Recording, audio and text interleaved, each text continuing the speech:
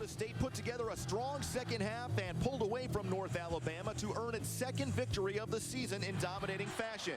But the tests get tougher, starting with a Delaware team hungry to put itself back among the FCS elite. The Blue Hens and the Bison meet next on Homecoming in Fargo. Get your horns out!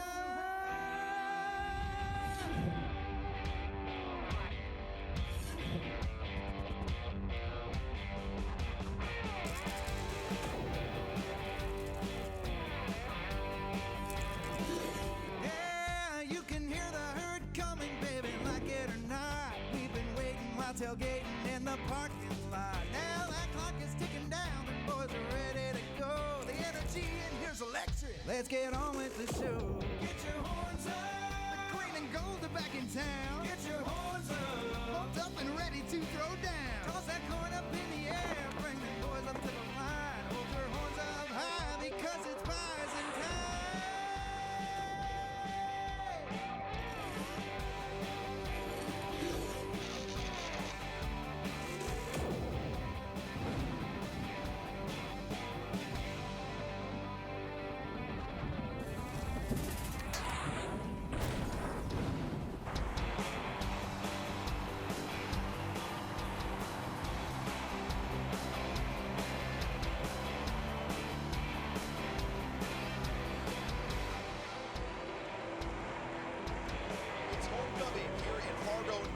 As North Dakota State, #1 in the land, gets set to take on Delaware from the Colonial Athletic Association here at the Fargo Dome today. Brian Sean, Lee Timmerman joining you this afternoon for this telecast all across the KBOI, KFYR, Bison Television Network, and LT. Two programs that have some tradition, that are from power conferences, matching up what should be a fun contest here today. I really like the fact that there is the opportunity to play someone from the CAA not in the playoffs, which is what the Bison have been doing in recent years anyway. But yeah, you have a top half CAA team against the #1 team in the country. This is a preseason matchup that should benefit both teams as they get ready for conference play. Yeah, NDSU 5-1 all time against CAA teams, all in the playoffs. The one loss, of course, to James Madison back in 2016.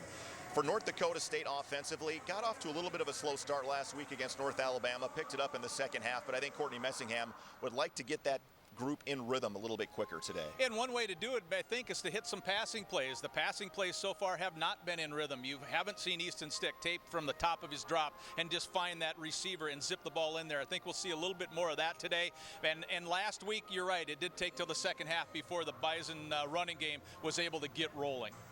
And I think when we look at the other side for Delaware, stubbed their foot a little bit out of the gate against Rhode Island at home, but have played much better here the last couple of weeks. Yeah, it's a Delaware team that is very good. I don't think they're great. They're very good. They have a couple of position groups that you need to watch out for today. The linebacker, the two interior linebackers, they are very, very good, and their safeties are also good. So the Bison offense will have to deal with that if they can get beyond that first line of defense. There's some pretty good linebackers there. And the Blue Hens, well, they're here to play. Indeed, they are. Delaware has won the toss. They have deferred until the second half, so North Dakota State will have the football first. As you take a look at Pat Kehoe there momentarily for Delaware. First-year starter. Has done a really nice job, has not turned the ball over much. No interceptions and 6 touchdown passes so far here. Very interesting thing for a guy who is in his 4th season in the program. His first pass that he ever threw in a game was the game one this year. So he earned the job, he earned the starting spot basically over the summer. His teammates bought into him, and that is one of the major reasons while number 12 is in that starting lineup. And a lefty. I can't think of the last time the Bison have gone against a left-handed quarterback. No question about that. Captain. He was named a captain for a lot of his work in the offseason. I think a lot of folks around Delaware assumed that Darius Wade, a transfer from Boston College, was going to come in and probably win that starting job, but it was Kehoe over Wade and the senior J.P. Caruso. Yeah, Caruso's also a transfer as well. He went to App State before transferring to Delaware. Handling the kickoff duties for Delaware is Jake Roth, a 6-foot junior, and he's done a really nice job in this department. 47 touchbacks on 114 attempts in his career as a junior. Bruce Anderson back deep, along with Ty Brooks for North Dakota State.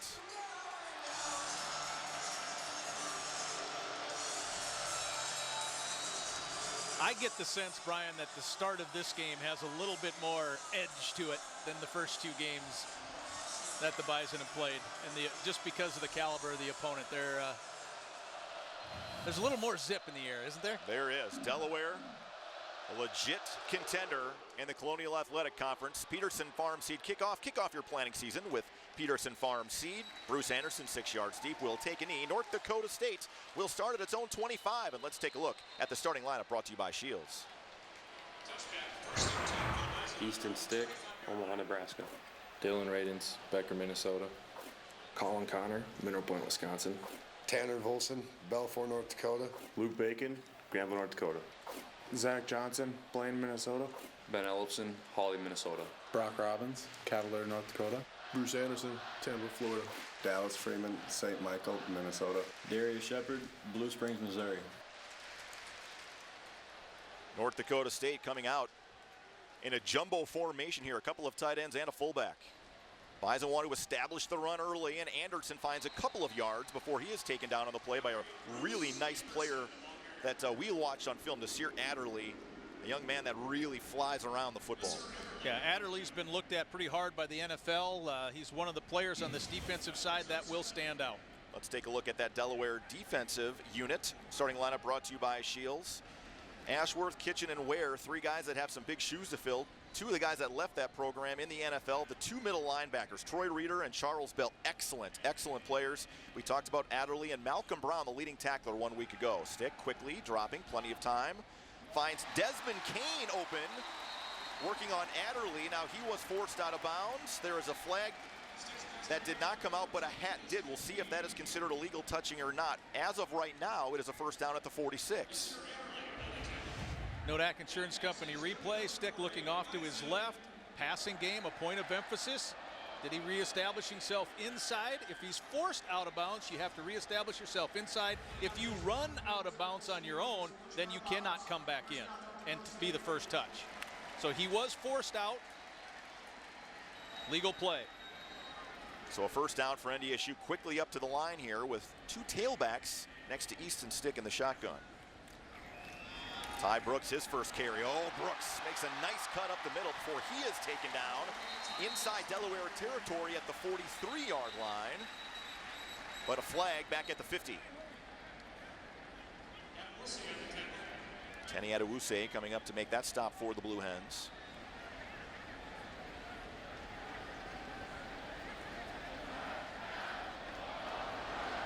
Good afternoon. Personal foul. Illegal block below the waist. Offense number 64. 15-yard penalty from the spot of the foul. Repeat first down. So that will negate an 11-yard gain from Brooks as Colin Connor is called for what we used to know as a chop block below the waist. Well, he had a free release on that particular play and went and cut, I believe it was Charles Bell, one of those really good middle linebackers, took his legs out. Let's take a look at the North Dakota Beef Commission quarterback comparison. Easton Stick has not thrown it a lot, just 26 attempts through the first couple of games, 210 yards. He's also run for a couple of touchdowns this season, but more importantly, I'll tell you, has not turned the football over. So NDSU now backed up to the 35-yard line.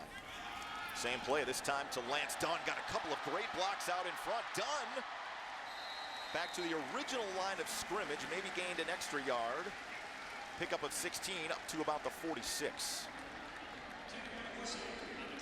Well, we all know NDSU is a run-first team, and despite it being first and 20, it's a handoff to Dunn. He works his way to the right side. Really good block from the lead linebacker, or excuse me, the lead running back, and that was Ty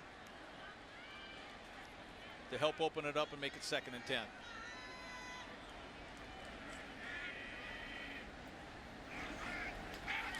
Stick will throw. Plenty of time. Again, dumping it off across the middle. Caught. Gain of about 4 to midfield. Lance Dunn making that reception. The Blue Hens a lot will only rush 3, which means there's max coverage. You're dropping 8 into the defensive zone to try to stop the deep passes. So what is open in some things like that? Crossing routes is one thing. That was a short crossing route on 2nd down. You try to maybe flood a zone, get 2 guys into one spot and make that defender choose. Delaware does not blitz a lot. Not blitzing here, playing plenty of coverage. Wide open receiver is Desmond Kane to the 30. Foot race down the far sideline to the 12-yard line. And North Dakota State converts a big 3rd down, and they're in business inside the Delaware 20. Nodak Insurance Company replay. What I just talked about just happened. Look at the patience that Stick has, and with the rushing only 3, he probably will not be, he'll have time, but it was Des Kane able to jump a zone, and Ray Jones, Buck Jones, didn't follow him over. He tried to hand him off, and when he tried to hand him off to the middle guy, that's right when the pass was thrown. Perfect timing. Timing through the air, one of the things the Bison really emphasized this week. Anderson taken down behind the line of scrimmage, and that's the guy you just talked about, Ray Jones, 2nd leading tackler on this team. Kind of a hybrid, strong safety outside linebacker. And Courtney Messingham talked about this guy. He's kind of a wild man out there. Well, he shoots the gap here and is able to get Bruce Anderson down, but he's outside linebacker now. He was a safety when he came into the program, so he kind of gained a little weight. He's 205 pounds, 6'1", really good speed. Made the proper read, shot the gap, and was able to beat the running back to the outside. Loss of 4 on that play. And that's an important play for the Blue Hens, because outside is where, in the run, they meaning Delaware, has given up a lot of yards so far this year on the ground to the outside. Play clock down to 1. Stick gets it off. Again, plenty of time to survey the field. Now he might take off and run with it. Inside the 15, down to the 5-yard line, but again, a flag comes in back at the 24. Luke Bacon signaling this is going to go against Delaware. We'll see. Look to the middle, see if we're going to catch. Johnson looks pretty good. There was a double team where Bacon was. Personal foul, illegal hands to the face. Defense number 66. Penalties half the distance to the goal. Automatic 1st down. That will go on Caleb Ashworth, the transfer from Cincinnati, who's done a nice job filling in at the nose tackle position. And now North Dakota State, a 1st and goal inside the 3. Bacon was pretty adamant that it wasn't against NDSU because he was the guy that had the hand inside the face mask. Danny Rocco hoping his defense can stiffen here on this opening drive for NDSU that started back at the Bison 25-yard line.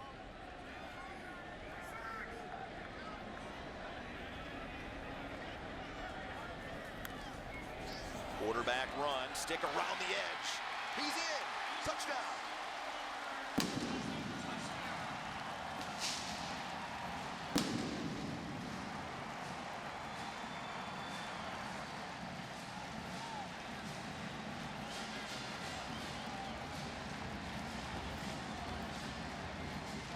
The key block thrown by Ben Ellefson. He was able to get Colby Reeder and set the edge. Nodak Insurance Company replay. It'll come right at you. 82. That's the man we're talking about who made the block that freed up the corner for the quarterback. Cam Peterson on, and he knocks through the extra point, and North Dakota State marches its opening drive right down the field, 75 yards in 4.5 minutes, as Easton Stick runs in his 3rd touchdown of the season. What I like about seeing in that first drive, Brian, or what the coaches talked with us about, some things they wanted to have done, the timing through the passing game. And again, it's a thing that Delaware doesn't do a lot. They don't blitz a lot, so Stick has some time to survey the field. But he got the ball out of his hand. It looked good coming out of his hand, and the receivers were in the right spot. I especially think of that Kane catch as he was working his way back to the middle. Well-timed. Point of emphasis this week, and the Bison just went out and executed it. Well, there's Bruce Anderson Sr. and his mom Leslie that have relocated from Florida up here to watch their son in his final season. Number 36, Cam Peterson, to kick off for the Bison. Back deep for Delaware, number 13. Vinny Papale back deep for Delaware, along with a speedster by the name of Dejon Lee. And yeah, if you're wondering, that Papale, yeah, he is the son of Vince Papale, Remember the name Vince Papale, played with the Philadelphia Eagles, was essentially a walk-on player. They made a movie about him, the movie Invincible. Mark Wahlberg played his character in the movie. And here's Vinny playing the same position as Dad. Another Peterson Farm Seed kickoff. Kick off your planting season with Peterson Farm Seed. Lee, he is a speedster, and he's got a hole up the middle. Slippery. Jackson Brown makes the tackle at about the 33-yard line. Pretty good starting field position here for the Blue Hens. Let's take a look at that Shield starting lineup for the NDSU defense. Caleb Butler, Blaine, Minnesota. Blake Williams, Romeo, Michigan. Aaron Steidel, Carlos, Minnesota. Greg Menard, Lakeville, Minnesota.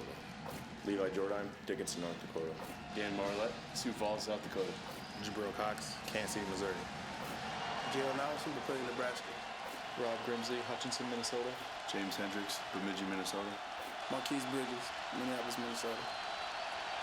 So Pat Kehoe in the Delaware offense going to work. Quick drop, Kehoe drops it off, and it's intercepted by Jabril Cox. He's going to take it back for his second touchdown in 2 weeks.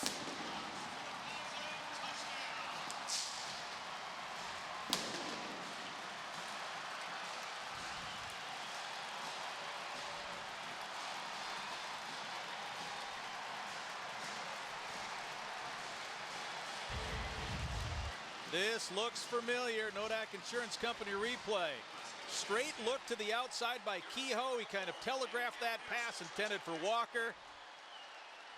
And that speedy linebacker jumps it just like he did last week, and he's into the end zone. Very similar route, as you mentioned, LT. Teams maybe underestimate the speed and the closing speed of number 42, and he makes the Blue Hens pay. North Dakota State has jumped on Delaware with an offensive touchdown and a defensive touchdown. 14 rip, 10-13 to go on the Egg Country Farm Credit Services scoreboard.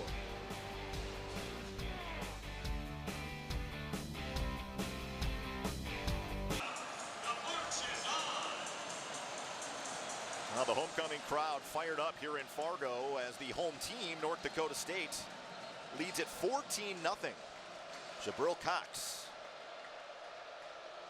A 36-yard interception return for a touchdown. As we get set for another Peterson Farm Seed kickoff. Kick off your planting season with Peterson Farm Seed. Peterson again will boot it deep, taken at about the 6-yard line by Lee. Had a good return the first time, and this time cut down. Jackson Brown in on that tackle again, along with Josh Hayes and Adam Cofield. Let's go back to watch the eyes here on this play. Kehoe, the quarterback, directs everybody's attention this way, including Jabril Cox.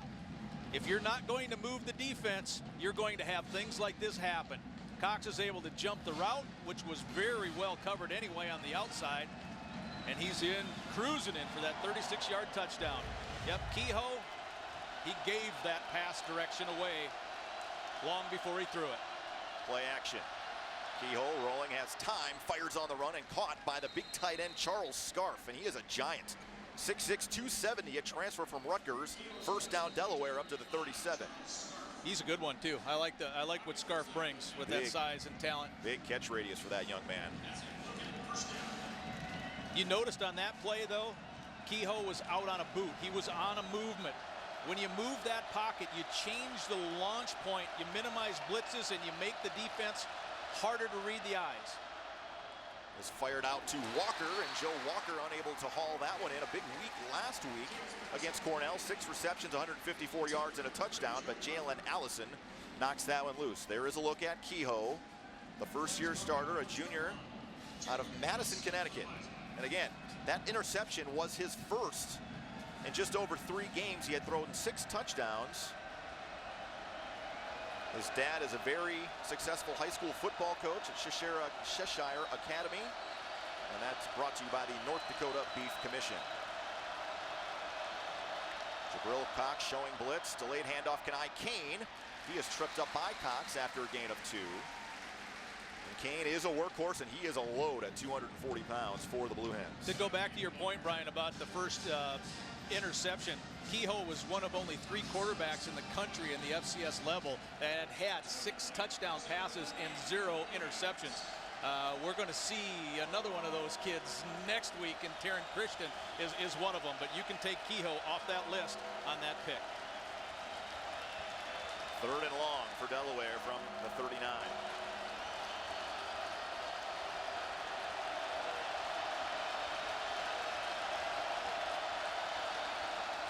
Pressure coming. Kehoe hangs in there, fires across the middle. It's intercepted again by Grimsley.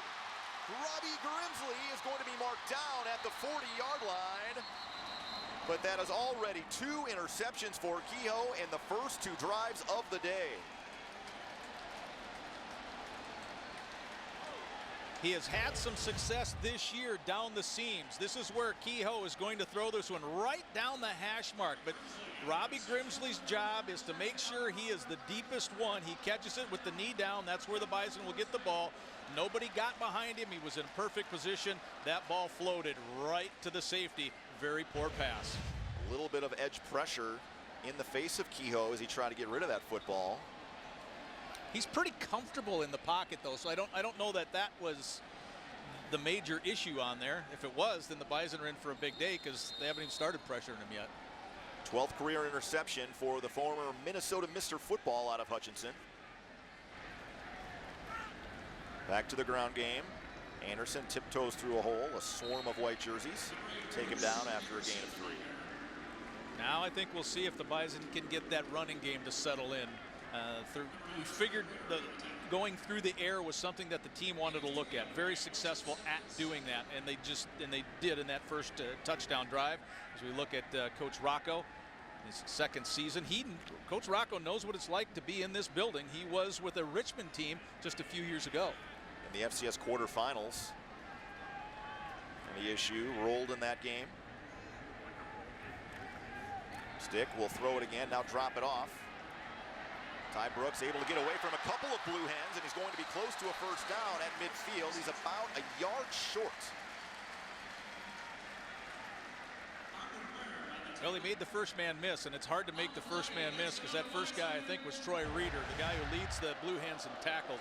Nodak Insurance Company replay. You fake it to Brooks, and then you dump it to him, and then it's Ty's job to make somebody miss. He does. He makes Reeder miss. In fact, he gets under his brother as well. Colby Reeder's number 4. He beats both of the Reeders, whose dad, by the way, was a tremendous running back in the 70s for Delaware, an All-American, but he beats the 2 brothers on the same play. And they did give Brooks the first down up to the 50.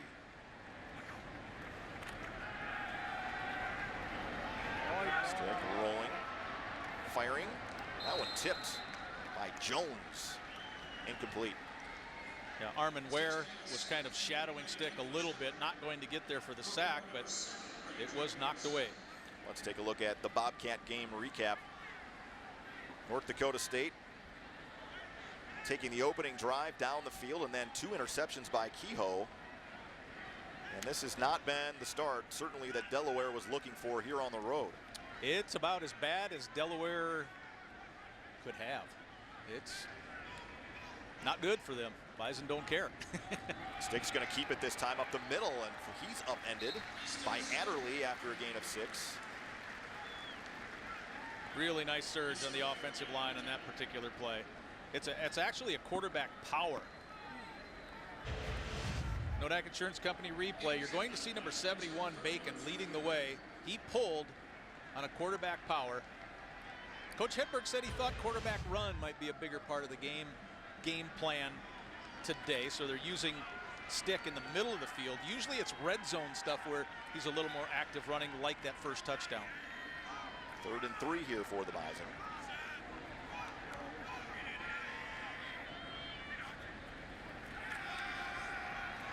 Stick again, not finding anything, going to take off and run.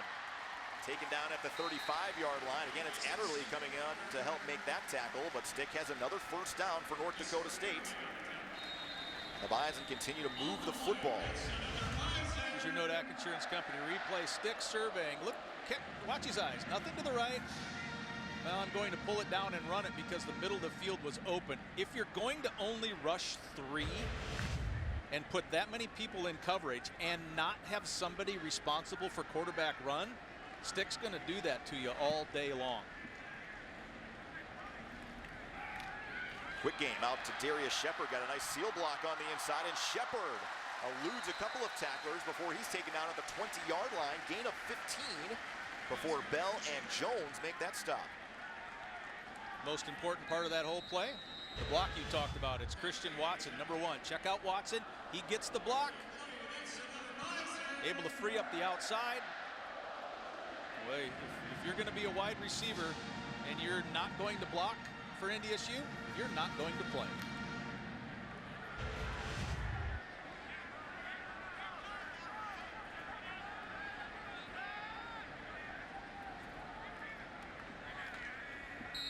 There's moving in the middle. Maybe Bacon. False start. Offense, number 74. 5-yard penalty. First down. That's the center. Yeah. Tanner Volson. May have crossed himself up on what the snap count was. Well, he is, talk about a kid who's played well, though. Tanner Volson he's in charge of the communication. He's the most important person on the offensive line in terms of making sure that the 2 guys to his right and the 2 guys to his left are all on the same page.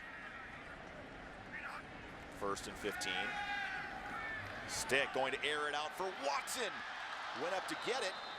A little bit behind him. And then Tenny Adewuse was in there to make sure that he would not come down with it. Incomplete. 2nd and 15 coming up.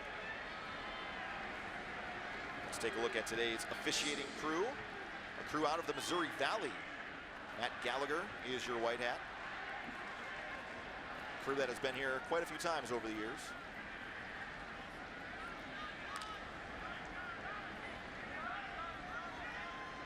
That was the first ball, it seemed like to me, that came out of Stick's hand without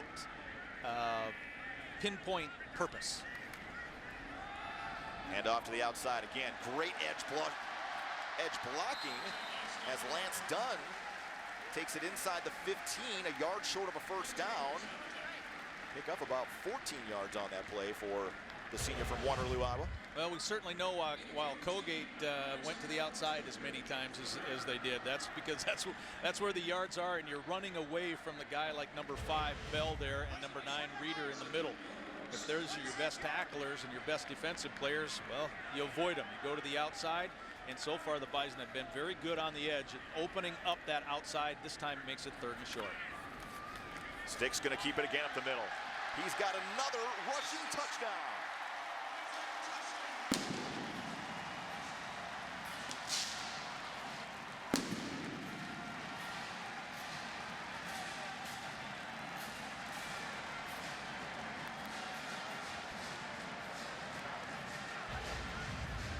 Just not accounting for the quarterback. And you saw the big man in the middle, Kitchen, got spun all the way around on a double team block. Stick makes the easy read off his linebacker. Nice job on the offense. Another extra point booted through by Peterson. And oh, have the Bison come out to play here on homecoming. It's 21-0, 4:52 to go in the first quarter as Stick runs in his 2nd of the day.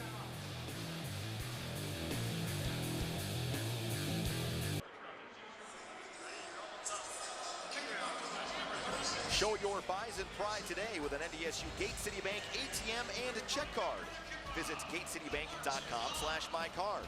Gate City Bank, for a better way of life, member FDIC. It's the Delaware team that was hoping to come in here and make a statement, and it's been a struggle so far here this afternoon as Peterson boots this one through the end zone and a touchback. The Blue Hens will start at the 25. Here's the touchdown from Easton Stick. A couple of things I want to have you look at. Colin Connor's first move is this way. It's great. He gets help from his center, and then the man cleans up. That's Luke Bacon. They all come over to allow Stick to make a nice little move up the middle. Easy read for Stick, easy touchdown. Nice job.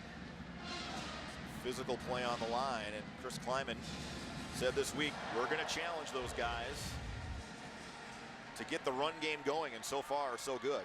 But how Connor slips past that guy to gets to 2nd level right away, and then the double team on Kitchen. Well executed.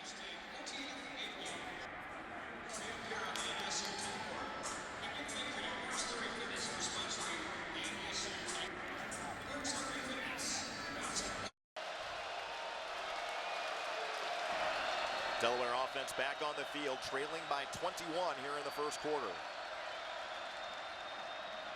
Dejon Lee. Boy, how about the closing speed of Jabril Cox, loss of 1. Delaware team that likes to run the football, prides itself in running the football. The ground game has not gotten going yet, just 2 yards here in the first quarter so far. Watching the athletic ability of Jabril Cox and then watch his understanding of the game of football come together into one has been really fun to watch. He's trusting his reads. He read read, backside, ran it down. Lee again, this time has room up the middle. See the speed of this sophomore, or he is taken down on the play by Dan Marlette. Gain of about 7 yards up to the 31. Let's take a look at the starting lineup for the Delaware offense, brought to you by Shields. We talked about Kehoe Kane. He is a workhorse. Joe Walker, a converted quarterback. 3 of the 5 starters on the offensive line are back from last year.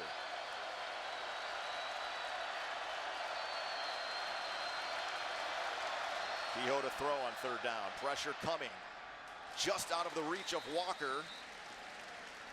Kehoe took a shot at the end of that play, and that will bring up 4th down again for the Blue Hens. That time pressure did influence the pass. Kehoe was setting up a little bit of a delayed half a tick blitz coming from up the middle, and he had to get rid of it, and he just missed his spot. But you're right about Walker. It's interesting because he was about 2.5 years or so. He was the starting quarterback. He was just simply too inconsistent through the passing game, and they used his athleticism, made him a receiver, but Kehoe just missed Walker on that play. Yeah, first Delaware player with 200 pass yards in a game, 100 rush yards in a game, and 100 receiving yards in a game. Shepard has some room to the outside. He's got a lead blocker. Shepard inside the 30, down to the 24-yard line, before he is dragged down by Casey Hinton. And special teams setting up a short field for the North Dakota State offense. Boy, watch, this is a pad crushing block. You could hear it up here, and it's number 28 that throws it. Ty Brooks coming right at you, squares up the punter, gets a big smack in there, and about another 12 yards after that particular block. And the Bison are 3 yards away from the red zone again. Where coming into this game, they were 90% scoring. 80% touchdowns so far today, 100% on their touchdowns. Nick Pritchard took a pretty good shot there. The punter for the Blue Hens. Anderson tiptoeing through a hole before he is swarmed under. Pretty good surge again at the line. Gain of 5 to the 18. Charles Bell on the bottom of that pile with Jones. I think that's probably the key right there, Brian. It was an innocent looking play. Nothing big happened. When the play's over, you're 5 yards into it. so yeah, that tells you again that the Bison offensive line is winning the battle of the line of scrimmage right now.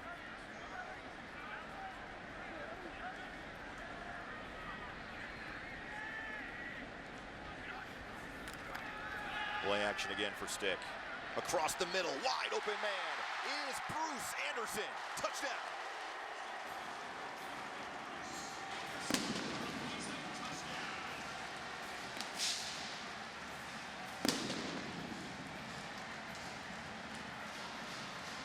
A lot of times you'll see a running back that wants to get isolated on a wheel route. Not this time. Isolated right up the middle. Reeder didn't have a chance. Stick put it to the inside shoulder. Excellent pass. Peterson on for the extra point. And the Bison have a 28-0 lead with 2:48 to go here in the first quarter. Well, buying, building, or refinancing, start with a Gate City Bank Blue Standard pre-approval and experience a better home loan. Get started today at gatecitybank.com for a better way of life. Member FDIC, equal housing lender. This week, Coach Rocco talked about the importance of field position. We're seeing how important it is for his team. They have not had it. They, meaning Delaware, Coach Rocco's team, has not had it. He's staring at a 4-touchdown deficit already. The Blue Hens are in massive trouble, and we're not even to the first quarter break yet. Easton Stick, 6 of 8 for 100 yards and a touchdown. He's run for 2 others. A passer rating of 221.3. Kehoe, 1 of 5 with 2 interceptions. A minus 43.2 passer rating so far today. Ryan Gellner is with a special guest that has made the trip to Fargo from way out east. Hey, Ryan.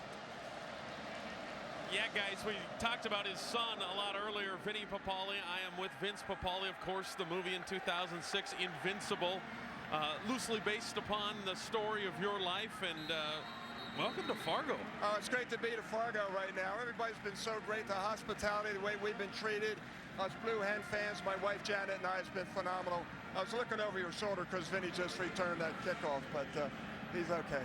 You're so proud of him. I could tell in the text messages you and I have had the last couple of days, and just watching you here on the sideline, you're so proud of number 13. Yeah, thanks, Ryan. I'm proud of both my children, Gabriella and Vinny. They've worked so hard to get to where they've got, and he's doing a great job this year. I'm real excited about his future, and hopefully we'll get it together right now and quit making mistakes, but it's going to be a tough one.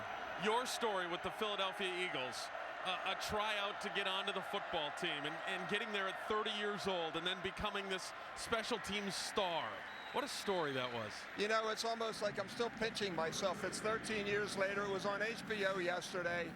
Getting texts from the players and the coaches, hey, the movie's on.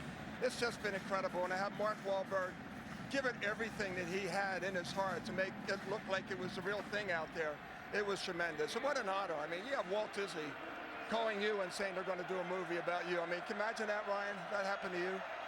Hey, I would take that. Brian, I'll let you call this play. All right, thanks so much, Ryan. Deshaun Lee, a 1-yard gain. Kehoe looks like he's changing up the play at the line of scrimmage and will throw. Pressure comes, down he goes. Edge pressure again, and guess who? That is career sack number 30 for number 96, Greg Menard. Let's go back down to Ryan. Vinny, I have to ask you about Carson Wentz. You still live in Philly. You played for the Eagles. Carson is back this week. Talk about, maybe much like your story, how much he has energized Philadelphia. Oh, it's phenomenal. He's the franchise. And, everybody's talking about Carson here. I was in Shields yesterday, and there's that Carson Wentz section. It's just incredible. And the city of Philadelphia right now is a different energy now that Carson's going to be on the game tomorrow against the Colts. And we can't wait to see. He's going to be a little rusty. He's got to get up to game speed, but it'll be pretty exciting to see what happens. Vinny, Vincent, I should say, we really appreciate the time. Your story is absolutely remarkable. Thanks for sharing it. Thank you very much, and thanks for you guys are great. Appreciate it very much. Thanks, buddy. Guys upstairs. Vince Papale, thank you so much, Ryan. A First International Bank and Trust sideline report. Well, there's not many people in the world that can say Mark Wahlberg played me in a movie. Or can say I walked on to an open tryout for an NFL team and made it. At 30 years old. He played only 1 year of high school football. He was a track guy.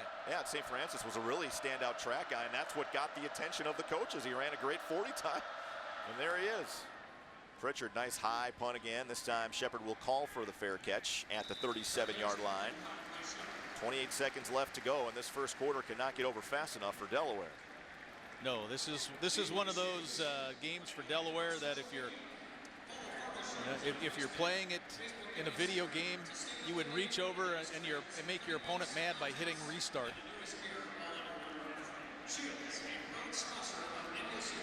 Well, the Blue Hens so far today 0 of 3 on first down overall. Just 1 first down overall, and that was the reception from Scarf. Well, look at the total yardage. I mean, the Blue Hens haven't done anything. There's only 18 yards, 19 yards, something like that is all they've had. North Dakota State on the other side, 175, going to try to add to it here on this drive. Nice job that time by the Blue Hens. Gain of a couple. Reeder getting in on that tackle. Reeder and Bell, the 2 middle linebackers, we talked about them, LT. You're talking 2 guys that played a lot of football here. And interestingly enough, Reeder just turned 24 years old last week. He's been around a while. And Bell is a 3-year captain that had to take last year off because of a significant injury. Yeah, Rita right there, we're looking at Troy. He was a preseason stats All-American. Started his career at Penn State, but transferred because he wanted to play with his brother. That'll take us to the end of the first quarter. All North Dakota State here so far. 28-0 after 1 quarter of play. It's homecoming in Fargo.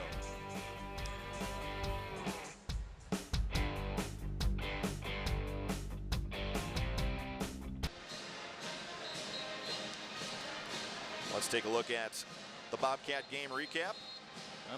You keep talking, Brian. I'm gonna write the number of plays and the number of yards for the Blue Hens through the first quarter. Well, the first play on offense for Delaware was an interception, pick 6 to Jabril Cox. Then Delaware got a first down, then another interception, and then 2 3-and-outs. Meanwhile, NDSU has not slowed down at all offensively, and they have a second down at the 40. Play action for Stick. Across the middle, Shepard open at the 39. He makes the reception. Coverage there by Adewuse, another first down for the Bison. Without the sense of urgency in the pass rush, it takes a long time for this to develop. We're isolated right here on Darius Shepard. We're going to see, well, you just flashed through there. That was Christian Watson, about 15 yards up, took the safety with him. Man coverage all the way across the field. That is a very difficult thing to ask a defensive back to do, to try to cover, stay on a guy's hip for that long. Well-designed play, deep cross. You need a lot of time to make it happen. The Bison had a lot of time.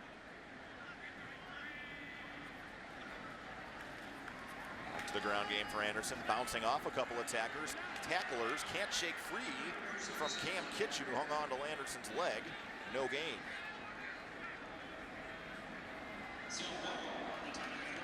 Kitchen started the first 4 games last season before an injury derailed the rest of 2017, but he is one guy that has some experience from last year. But again, we talked about it earlier, LT.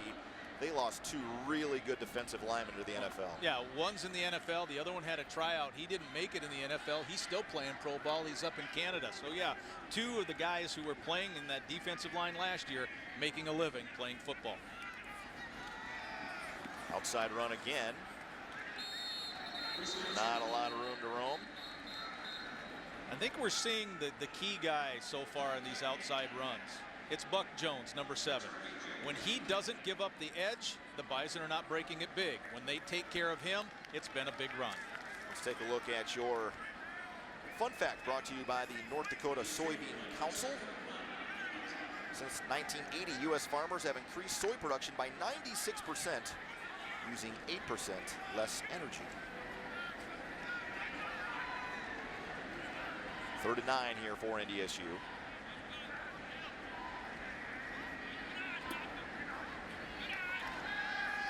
Little extra pressure coming on Stick this time.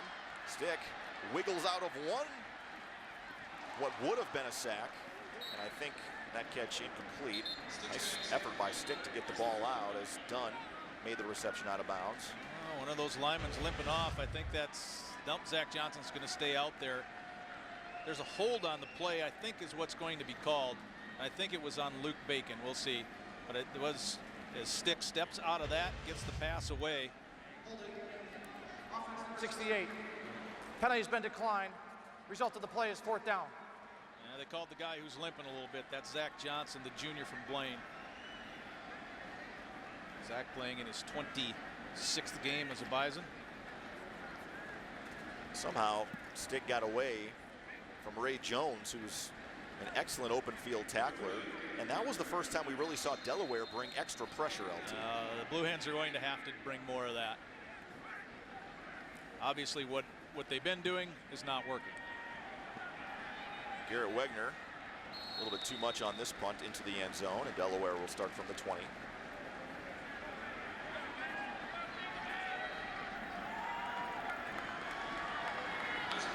Danny Rocco, 5 years at Richmond, was at Liberty before that. Everywhere he has gone, he has won. And this is a Delaware program, LT, that has not been in the playoffs in the last 8 years. Yeah, won 47 games at Liberty, 43 at Richmond in a 5-year run. We talked about this being Rocco's 2nd trip here. Didn't go well. in the first game when the Bison beat Richmond 33-7, and so far it's not going well for his Blue Hens. Well, that being said, Delaware very easily could have been in the playoff field last year at 7-4. I think probably snubbed a little bit by the committee. Boy, Kenai King, Kenai Kane, not King, has been pretty silent today. And this is a guy that rushed for over 100 yards against Rhode Island. Averages 4 yards a carry. He started this game 181 yards shy of 1,000 for his career, so he has been durable. He had a team-high 7 touchdowns last year. He's not the breakaway guy. He's the 3 or 4 yards a down guy because he is 240 and 6 foot, as I believe you mentioned, Brian.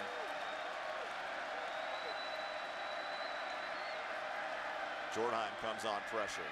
Kehoe again, this time gets rid of it on target, and reaching back to make the catch is Papale, and Delaware has a first down to the 35-yard line.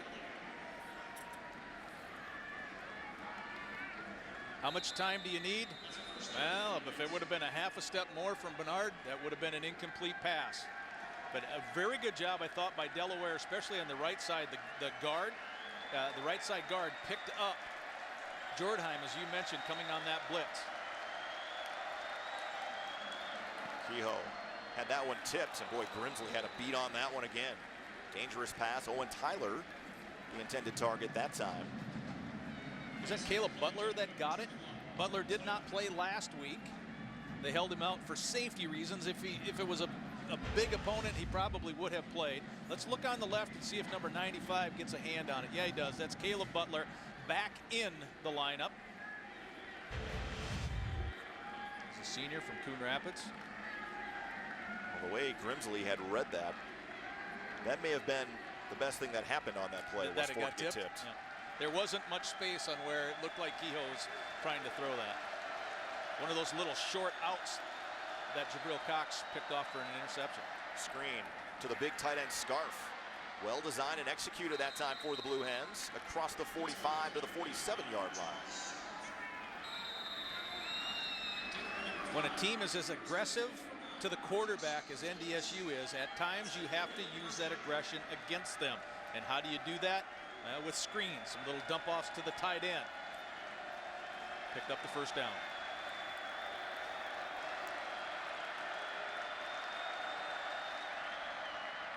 Kehoe, excellent play action fake and another interception. This time it is Jalen Wimbush. That is the first of the career for the senior out of St. Petersburg.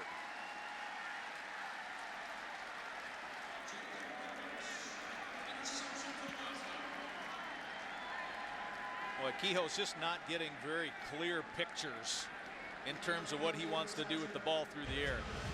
Nodak Insurance Company replay, high end zone shot, play fake. Kehoe steps, looks back over the middle. Wimbush playing just an easy free safety spot. There was a little pressure. Greg Menard was hanging around. And that was off the target, and another interception. Wimbush, the senior, came in to Fargo 152 pounds. Now up to 195. The Bison have done a great job today of taking these turnovers and creating points out of them. Ty Brooks squeaks through a hole. He's taken down by Kitchen after a gain of a couple. I still don't know if Zach Johnson is moving with complete freedom. We saw in the play that he was called for the hold, that he came up limping a little bit. There's Zach. He's big number 68, the junior. And he's favoring one of his legs. It looks like the left side. He's not going to come out, but he does look like he has some fresh tape over that left ankle.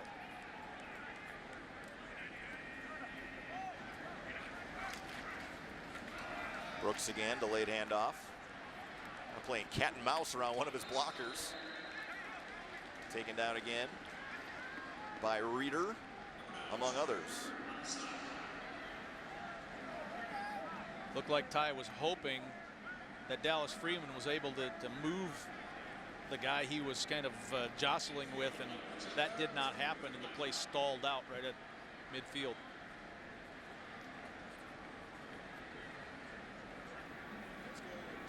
Let's go to Ryan Gellner.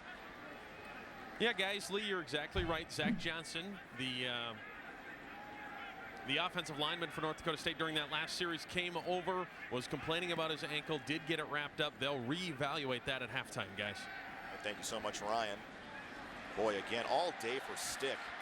Now he's going to take a shot deep. Has a man down there, and it's caught. Perfectly in stride to Dallas Freeman, who had a career day last weekend with 4 receptions for 117 yards and pulls in another bomb down to the Delaware 11. Leading receiver on the team in both catches and yards, and it's because of the time.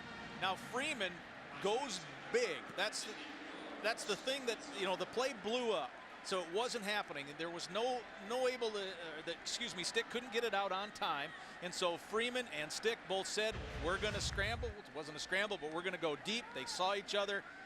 Nice adjustment by Freeman, and Stick saw him. Not bad coverage by Nigel Hill.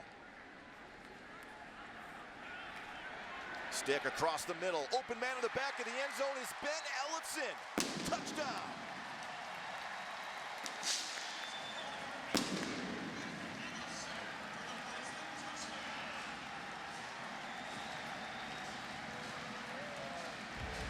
Another touchdown following a turnover on the play fake. Stick. Ellison's wide open. And the Bison tight end group last year scored 12 touchdowns. That's the first one this year from that tight end group. And they will play a big factor as the season moves on. Peterson on for the extra point. Knocks it through. Ben Ellison, the junior from Hawley, Minnesota, has 8 career receptions. 4 of them have gone for touchdowns, including an 11-yard strike from Easton Stick. Bison lead at 35-0.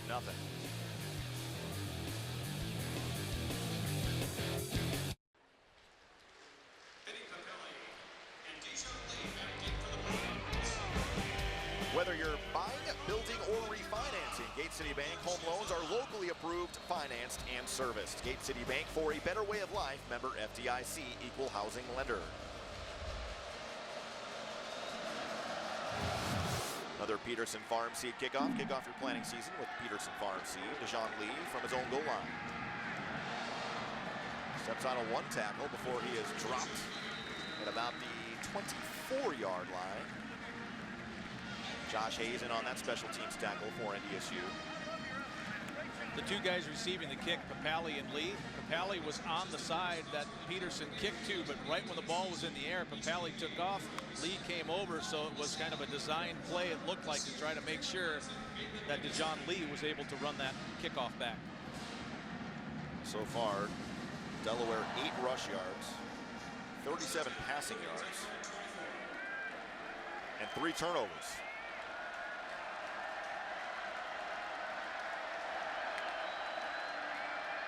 Kane taken down immediately by Dan Marlette, nudged ahead across the 25-yard line. In my conversation with Coach Klanderman this week, toward the end of it, I just asked him basically, you know, what are a couple 3 things that would be an indication of you're doing what you want to. After this play, we'll revisit that. Kehoe will roll. Again, find his big tight end. Quickly taken down by Jabril Cox after a couple of yards. Those 3 things from Coach Klanderman are, and this is Coach talking, are we winning the battle up front? Yes. Are we tackling well? Definite yes. We just saw another good tackle there. And are you winning the man-to-man battles on the outside? No long pass plays yet, caught by the wide receivers. So that's 3 yeses checked.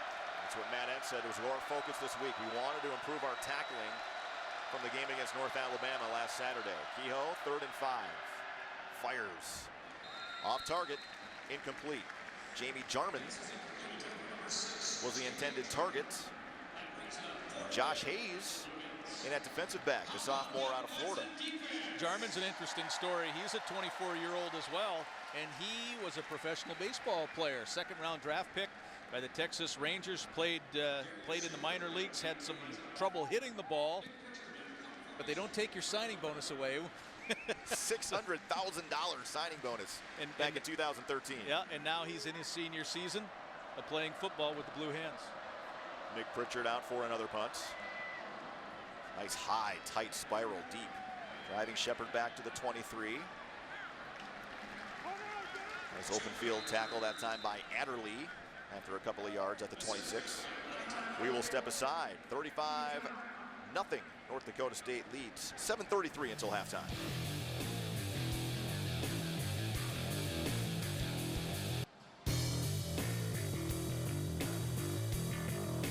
.33 to go here until halftime, and North Dakota State in control, 35-0 with the football at its own 26-yard line. I know it's not their DNA defensively, but I just can't imagine Delaware is going to continue to rush three, and if the Bison are going to throw the ball, give Stick that much time. Showing a 4-down look defensively are the Blue Hens. Dunn.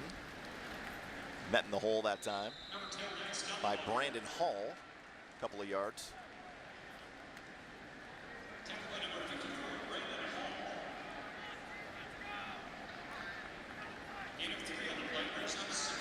Hall, a transfer from San Diego Mesa Community College.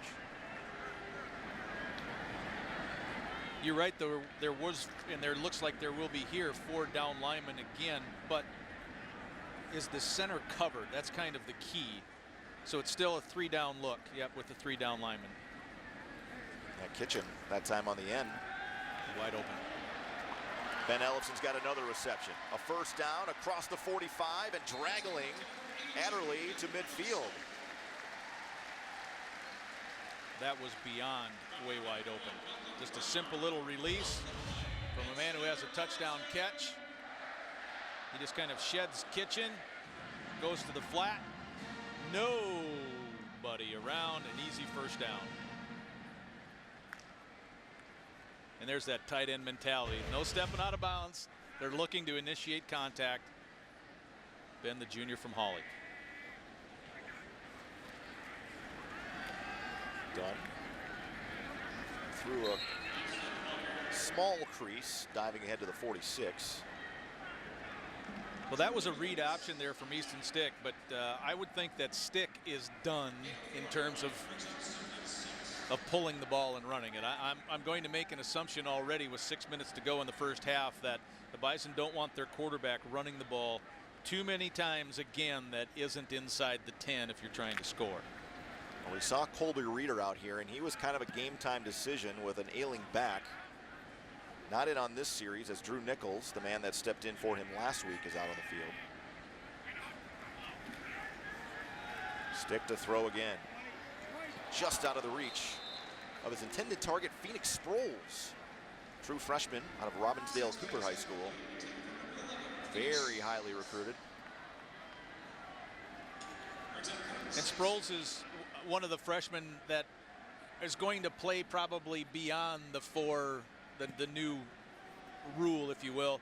The Bison think he'll be in the uniform. Let's go to Ryan Gellner, who is standing by with Dean Brashani.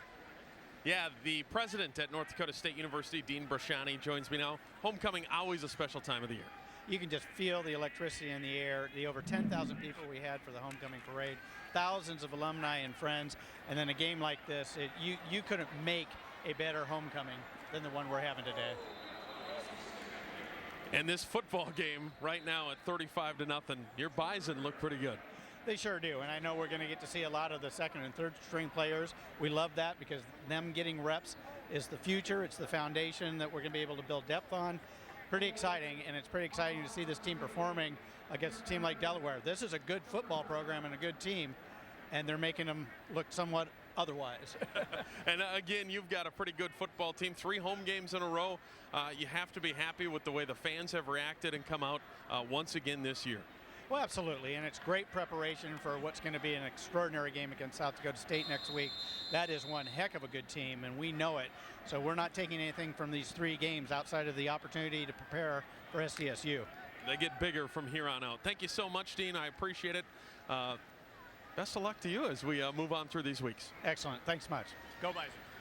There you go. That is the president at North Dakota State, Dean Brashani. Guys. All right, First International Bank and Trust sideline report. Flanker screen to Darius Shepard, and Reeder all over that one. Gain of a couple up to the 46. The play with the penalty, you were looking at someone coming out of that, not maybe moving. Yeah, Easton Stick just looked like he was walking a little gingerly on that knee, and looks to be fine now, but always one of those scary moments when your quarterback runs.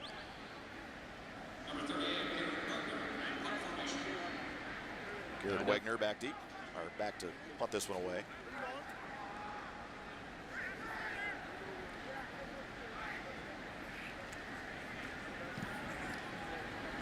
High punt, a little bit short, but Papale calling for the fair catch at the 17-yard line. And with 4:18 to go, Delaware will try to get things rolling here a little bit offensively. Back in a moment.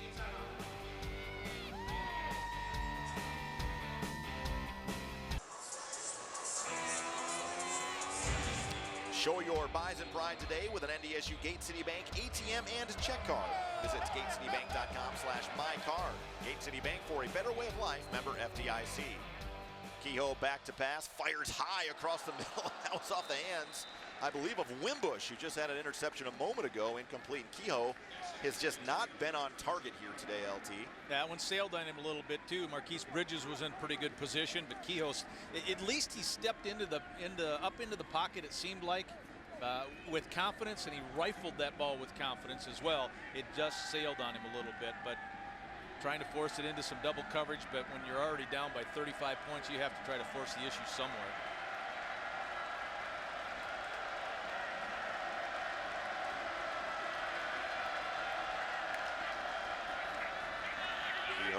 Going to take it off and run with it.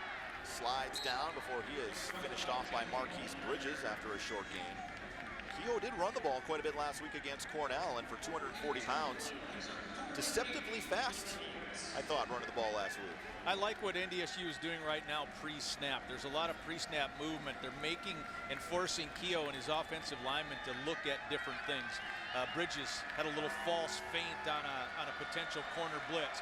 Both linebackers kind of shot into one of the gaps and came back. So there's some real good pre-snap timing to try to change the picture of the quarterback.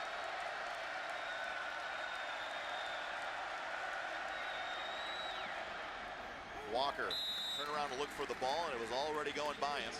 Kehoe probably had to get rid of that faster than he wanted with the pressure coming, and another 3 and out for the Blue Hens. He did. The Bison come with the blitz. Just kind of overwhelming that offensive line. There, you can't block everybody, and Kehoe didn't have enough time to hit his target. That's the main thing. You know, on that particular play, it looked like Walker was in decent position, and it looked like if he could have got the ball there, he'd have caught it. But there just wasn't that extra split second you need to get the throw out on time. Pritchard on for another punt. Pritchard's done a really nice job here today as Shepard calls for the fair catch at his own 28-yard line. Pritchard a good week last week. 6 punts, averaged about 46 yards a boot. A boot? You from Canada? Oh, that's not what you meant. Some claim.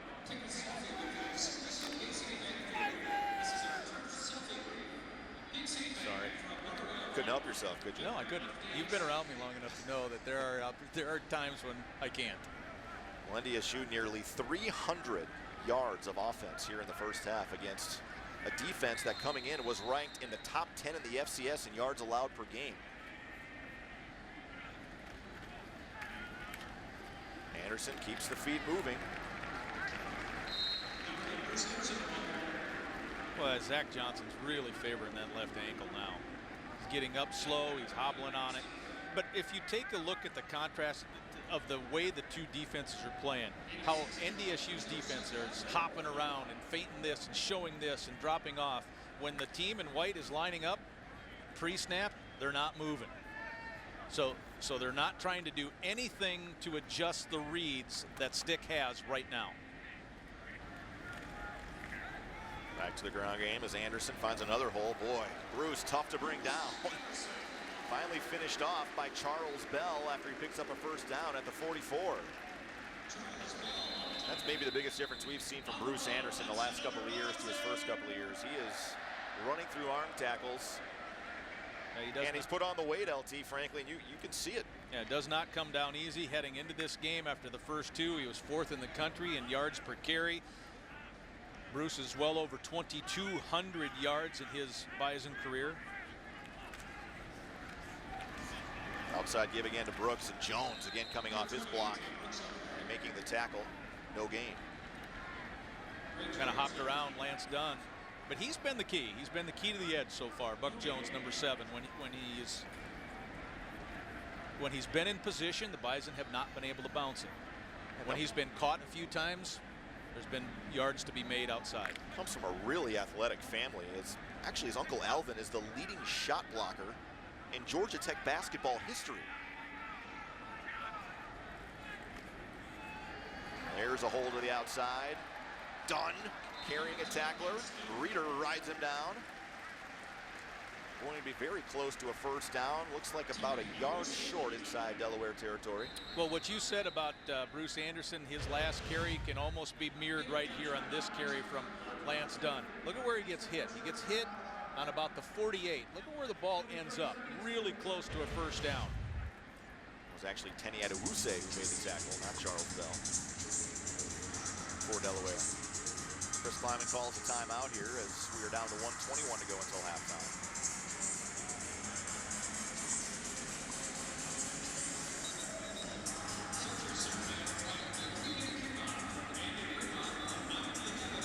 There is not much that the NDSU's offense so far, to me anyway, that it wanted to do that it hasn't been able to execute. Well, Easton Stick in efficiency, you have to say so, 11 of 15, 194 yards and 2 touchdowns.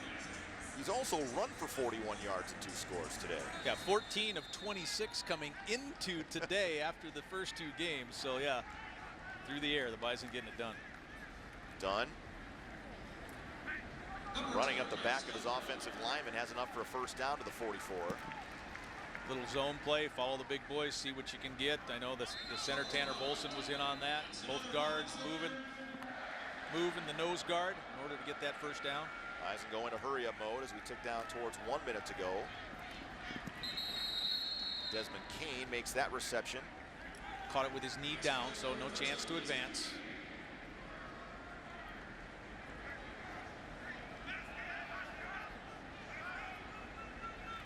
Stick quickly again. Running away from Cam Kitchen. Now firing on the run, and boy, there's a lot of traffic in that area. 2 receivers essentially in the same area between one of his tight ends, Nate Jensen, and then Kane, incomplete. I think, is that Des Kane on the far side? I think he hurt his shoulder on this play. He was trying to take it up the seam, real similar to what Dallas Freeman did on that long play, and now he's holding, I think, his left shoulder.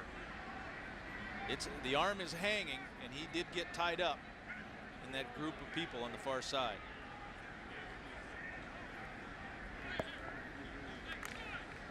Cam Kitchen almost had Stick in his reach. But as we've seen, Stick kind of a Houdini in that area. But at least here's an opportunity for the Bison to run a little hurry up. Across the middle, Watson made a really tough catch. Was taken down by Adderley up around his helmet, but enough for a first down and a first career reception for the redshirt freshman out of Tampa, Florida. A highlight catch. He went up and got that ball. Nice grab. Stick under pressure again. Flag comes out as Kitchen was calling for it. Shepard makes the reception, but I think this is coming back. Yeah, Dylan Radens got caught. Backside tackle. Hold.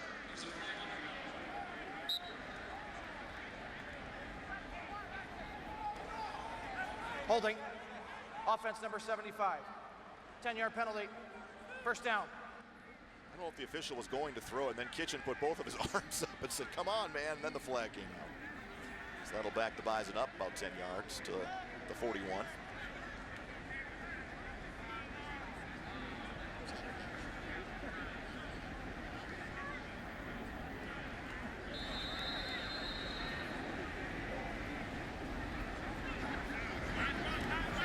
Stick to the air again.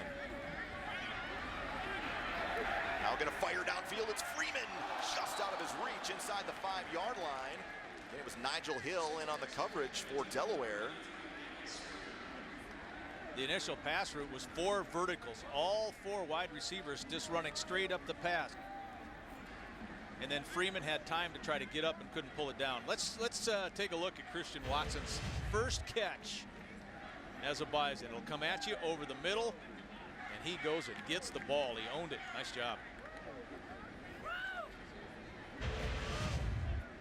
Well, Adderley came in to make that tackle, and again, he's a ball hawk. One of 2 FCS players with 75 tackles and 5 interceptions last season. Quickly dropped off in the flat. Boy, nice pursuit that time by Frank Burton.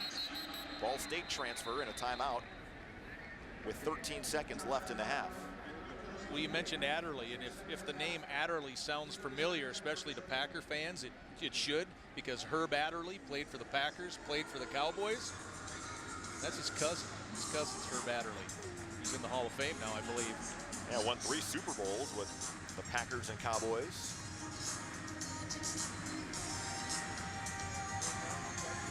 First team All-CAA a year ago. There he is, number 23. So an interesting call coming up here for Courtney Messingham at the 40-yard line. 13 seconds to go, and it is 3rd down. So probably at least, 7 to 10 yards to get in comfortable range for Cam Peterson, whose career long is 52 yards. One thing I guess we failed to mention with Cam, he's on all those touchdowns and the PAT kicks, he is now #1 all time in point after touchdown kicks made. People forget about Cam Peterson. He's actually 4th all time in field goals made and attempted as well here at NDSU. Stick again, time, now running out of time. He's elusive. Now he's going to fire on the run, and he short hopped. Freeman incomplete. 3 seconds left in the half. I don't know if Stick is upset with himself or he felt that Nate Jensen should have made a different adjustment. He did not throw it to Jensen. He tried to throw it a little bit deeper, but I think he wanted to go to Jensen. Nate wasn't in the proper position, and now it's 4th down and long. No field goal opportunity here. Looks like NDSU may try to chuck one into the end zone. Delaware has 3 defensive backs down by the goal line. Adderley, Adewuse, and Malcolm Brown. Stick across the middle. Shepard makes the adjustment. Shepard, did he get in? They're saying no, he's down at about the half-yard line. Oh, boy. I'm going to assume they'll look at this one again. Boy. He stretched out, tried to get the ball in. The high side field judge called him down at the half-yard mark. It will be reviewed, I'm guessing. Let's take a look on the Nodak Insurance Company replay. Here's Shepard, makes contact, works his way through. I think he is short, LT. Yeah, I think he's at least not enough there to overturn it. I think he's down.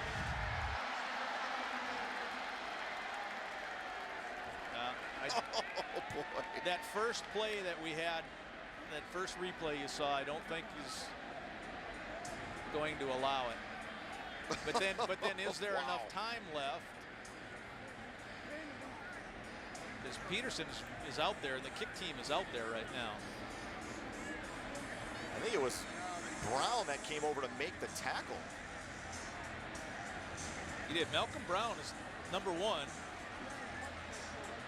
Boy, that was really close. I don't think you could overturn it either way. Let's take another look. Again, it's his hip, knee area, right, LT? Yep. So take a look. Left knee, hip, down. Ball were not right on the line. So you don't know where the ball was. The high side official is the guy who After review, it's been determined that the runner was short of the end zone. Therefore, that is the end of the first half. Had they called it a touchdown, don't think they would have been able to take that away. Tough call for the official, but the Bison still a 35-0 lead. Ryan Gellner is with Chris Kleiman. Yeah, Chris, before the game, we talked about your defense would get tested today. They were tested early and responded big time. Yeah, a couple big plays, getting the turnovers. That's something we emphasize, and then doing something with it. I think our offense doing some good things. It's one half of football. Excited for the guys. We got to play another great second half. Offensive line really playing well this week. Yeah, we are, and Easton's a pretty good quarterback. That's true, guys. Back upstairs. No, I didn't. I think Chris wanted to make sure how he felt about his senior QB. 35-0, 19:27 to go. Stay tuned. The Proceed halftime report is coming up after this. I already said it 3 times.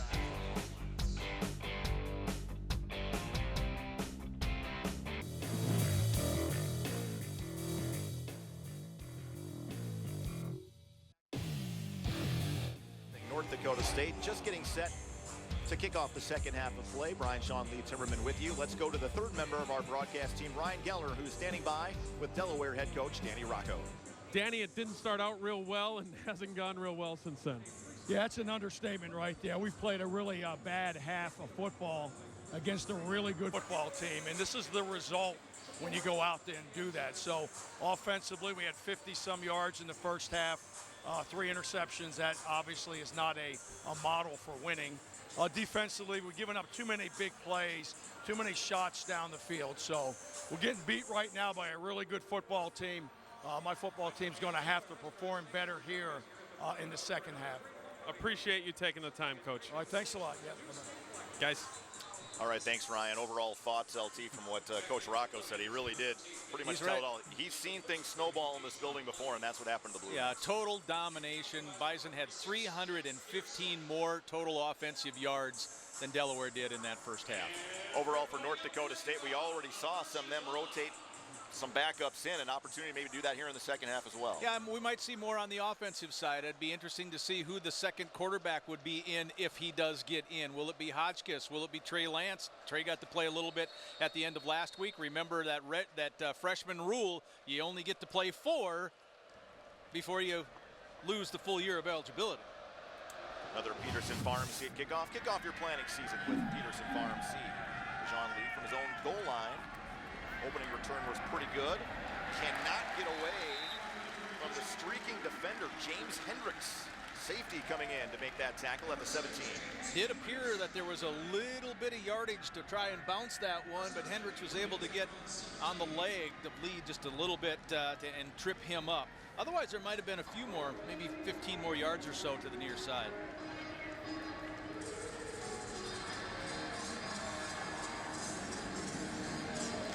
Tough half for Pat Kehoe, 5 of 14 for 41 yards and 3 interceptions.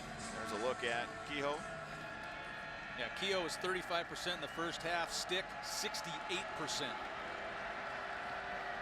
Jamie Jarman in motion. Kehoe dropping it off and caught by Owen Tyler, his first reception, up to the 20-yard line for a gain of 3. Let's go back to Ryan Geller on the sidelines.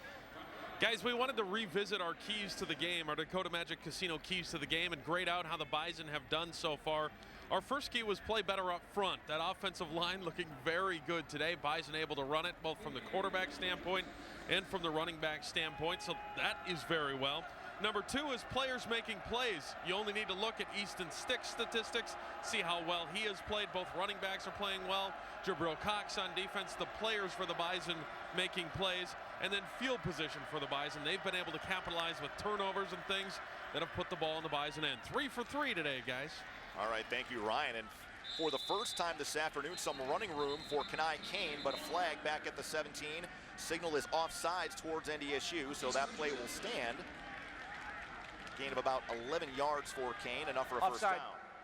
Defense number 4. Penalty's been declined. Result of the play is a first down. I think he meant 94. Stanley Jones. Because there isn't a number 4.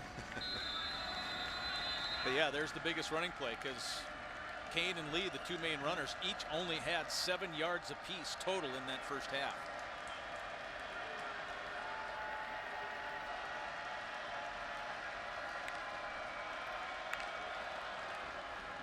Kane again up the middle. Gets what he can before he is taken down the play by Grimsley. Got a couple yards. There's a look at Kehoe. Tough first half. Pat came in with 6 touchdowns, no interceptions. After 2 quarters in Fargo, no touchdowns, 3 interceptions.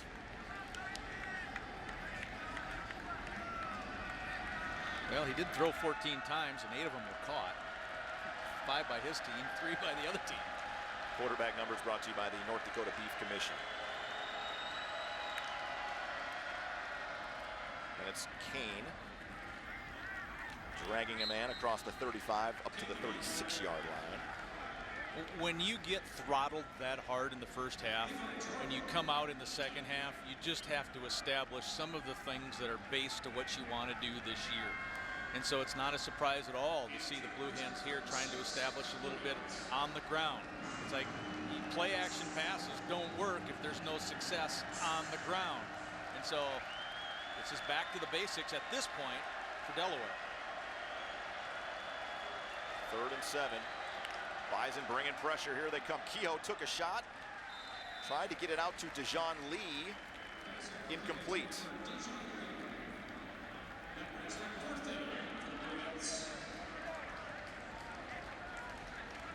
Pressure getting there very, very quickly as both linebackers shot the gap and came in. Yeah, the Bison have some really good things in terms of the snap counts figured out. Good pre-snap movement toward the line of scrimmage, and Kehoe had just not enough time. Nick Pritchard back out for another punt. This one not as good as his previous efforts, but might get a favorable hop, and he does. Will bounce inside the 25 and down at the 21-yard line by Ray Jones. The Bison defense able to take away the advantage of winning the coin toss and deferring and having the ball in the second half. So that's one thing as a defensive unit you want to do. Easton Stick's numbers not too bad. Really? for a half, 15 of 22 for 247 yards and 2 touchdowns, and he ran in 2 others. Look at his numbers brought to you by the North Dakota Beef Commission.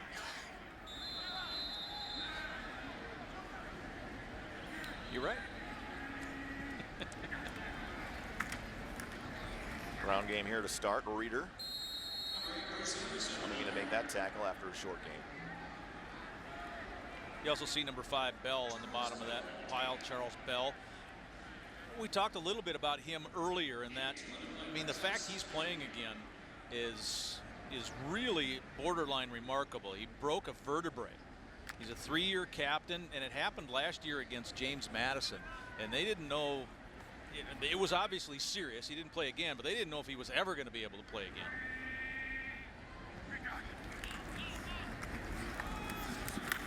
Boy, Delaware ready for it that time. Jones coming in from the backside. First time we've called the name of Armin Ware, who was a former walk-on that earned a scholarship.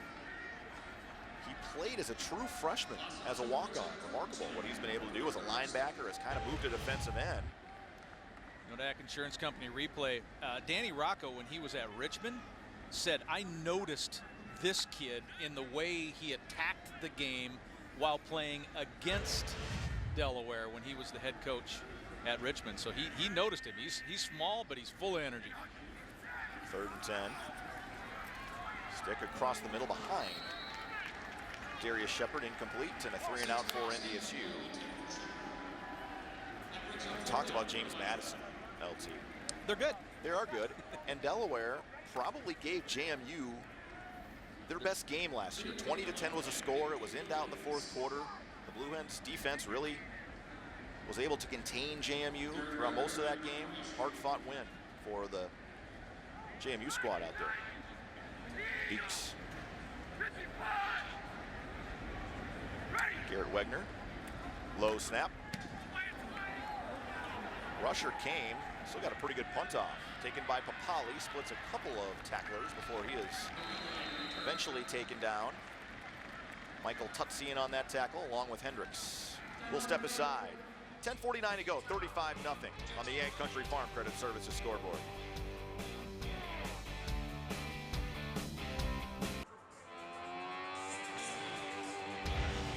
Buying, building, or refinancing, start with a Gate City Bank Blue Standard pre-approval and experience a better home loan.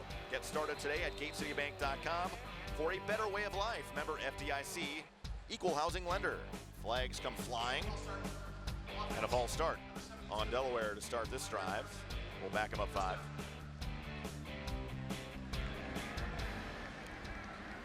And And David Kroll, I believe, in the tight end up to his left, both left a little early. David Kroll, his dad actually wrestled at Montana State. Big number 72.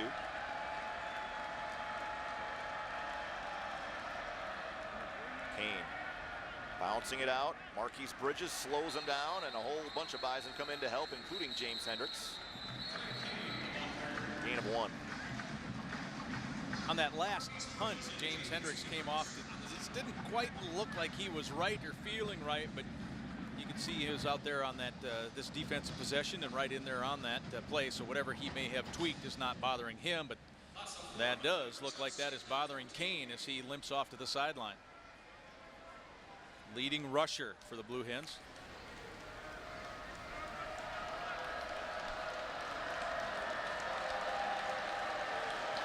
It doesn't necessarily change the play, but it changes the plan of attack when Kane is not in there.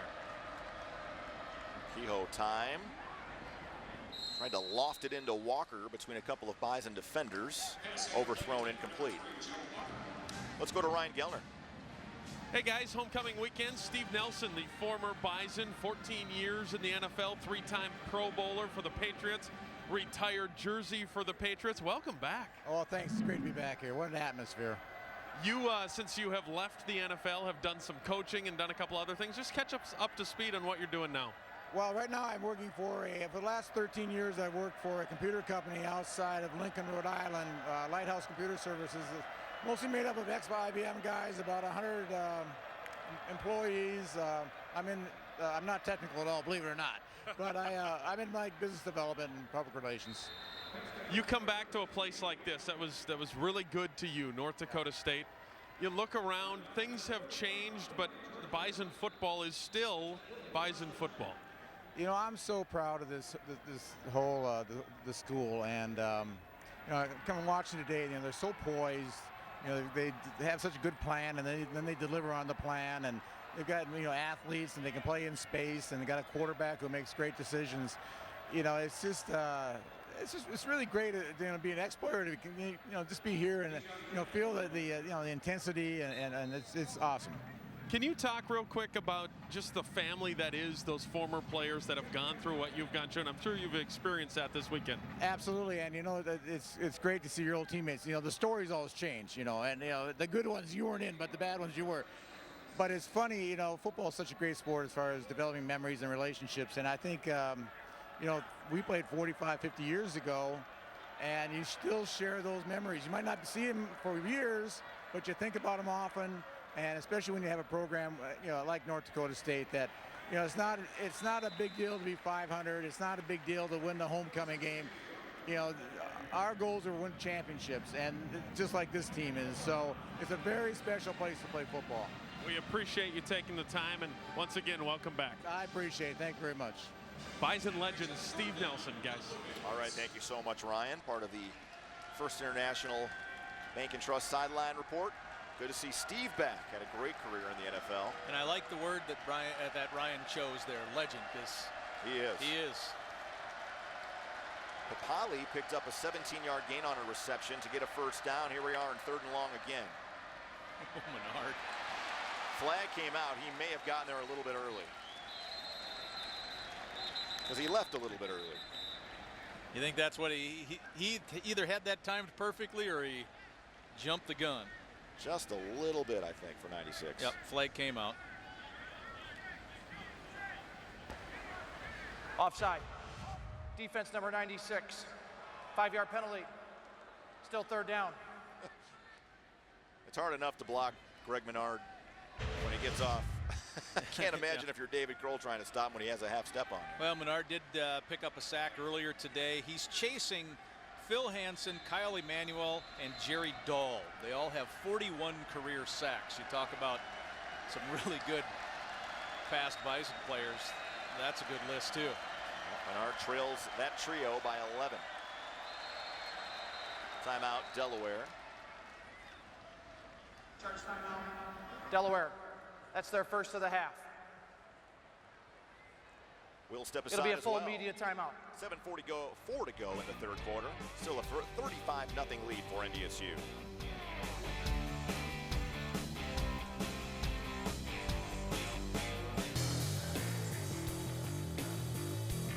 Whether you're buying, building, or refinancing, Gate City Bank Home Loans are locally approved, financed, and serviced. Gate City Bank, for a better way of life, member FDIC, equal housing lender. 3rd and 3 coming up for Delaware. Kehoe to Scarf. Excuse me, Owen Tyler making that reception. To the 41, he's got enough for a first down. Jabril Cox in on another tackle.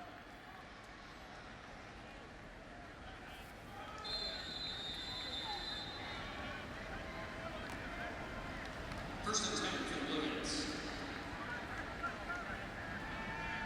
Tyler's dad played football at Syracuse and BC. And his mom was actually a soccer player at UConn.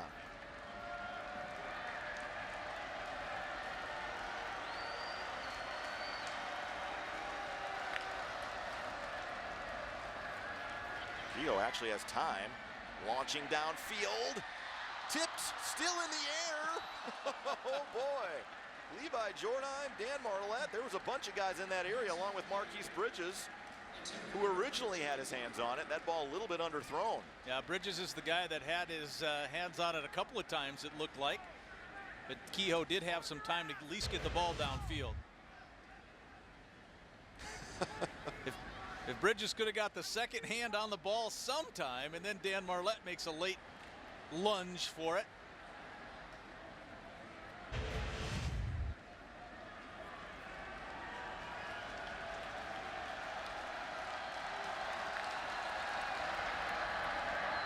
Kehoe underthrown, looking for Jarman. 3rd and 10 coming up.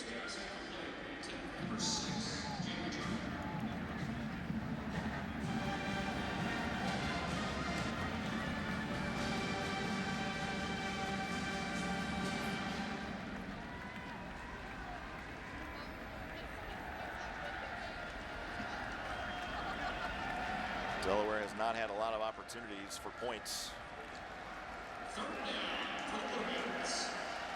Big 3rd down coming up here. Blue Hens 2 of 8 on 3rd down today. Bison bring 4, pressure coming. Kehoe steps out of it for a moment and then stumbles down at midfield. Loss of 9. Backside pressure to the left-handed quarterback. I believe that was Stanley Jones that won the edge. Kodak Insurance Company replay, bottom of the screen. Dip your shoulder and go. Jones is able to get across the throwing shoulder of the quarterback who could not keep his feet. Stanley Jones has a sack, a couple of tackles for loss. 6th leading tackler coming into this game for the Bison. Yeah, having a really good senior year. And his parents and family from Mexico are here today. Yeesh. Not a very good punt by Pritchard. This one might be 15, 18 yards. We'll see where they mark it out. We'll step aside and let you know. 35-0.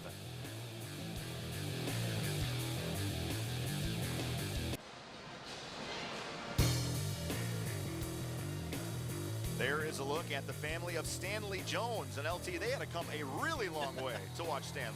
Yes, they live in Mexico, coming up here for homecoming. They came down. They were at Frisco last year for the national championship game and joined us on the pregame show too. So thanks to Jared and Clara for doing that for us last year, and they're making the haul up here for homecoming. 12 yards on that carry for Lance Dunn. Leading rusher for NDSU today, 8 carries, 58 yards.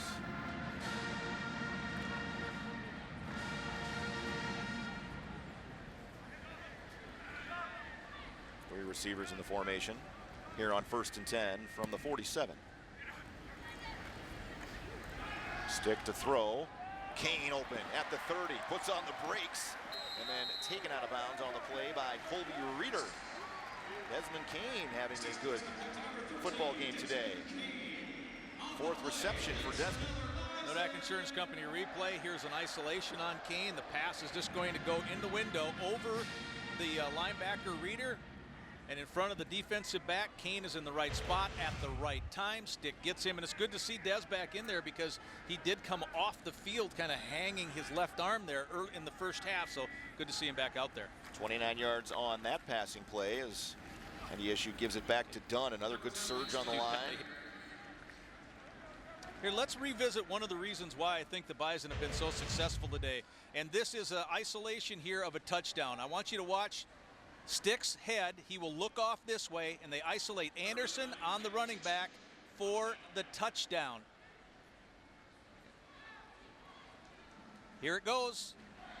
Right back over the inside shoulder. Well done, well executed. Play designed to get a one-on-one situation with your running back on the linebacker. Courtney Messingham, offensive coordinator for North Dakota State, telling us we've made an emphasis of getting the receivers, or the running backs, more involved as receivers. Big collision by Adderley on the tight end, Jensen. As Stick tried to squeeze it in at the 5-yard line. Jensen getting up a little bit slowly. Pretty big hit delivered by number 23 for the Blue Hens. Real good close. He didn't launch, didn't lead with his head, didn't do any of that stuff that you can't do anymore as a defensive player. Put a good shoulder in there to separate the ball. Adderley had 5 interceptions last year. And again, NFL teams are giving that young man a look. 3rd and 6.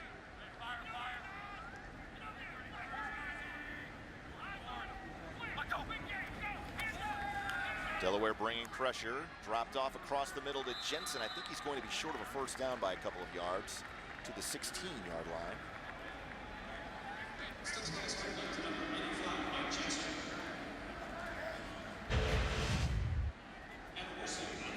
You can see what Stick sees. He sees the one-on-one. Jensen has to go up high to make the catch and didn't have enough momentum to try to turn the corner. The second attempt of the season for Cam Peterson. 34 yards. Down, up. It is good. Peterson connects from 34. He is 2 for 2 so far here in 2018, and the lead is now 38-0.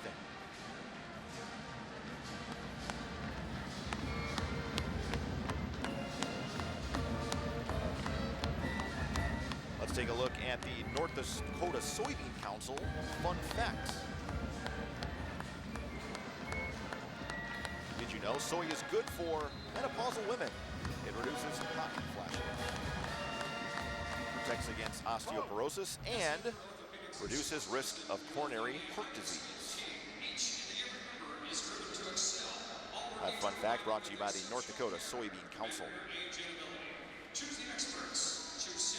Chris Kleiman may have an opportunity here to get a backup quarterback or two into the game, if they so choose. I think he will so choose, don't you? 38-0, 4 minutes, less than 4 minutes to go.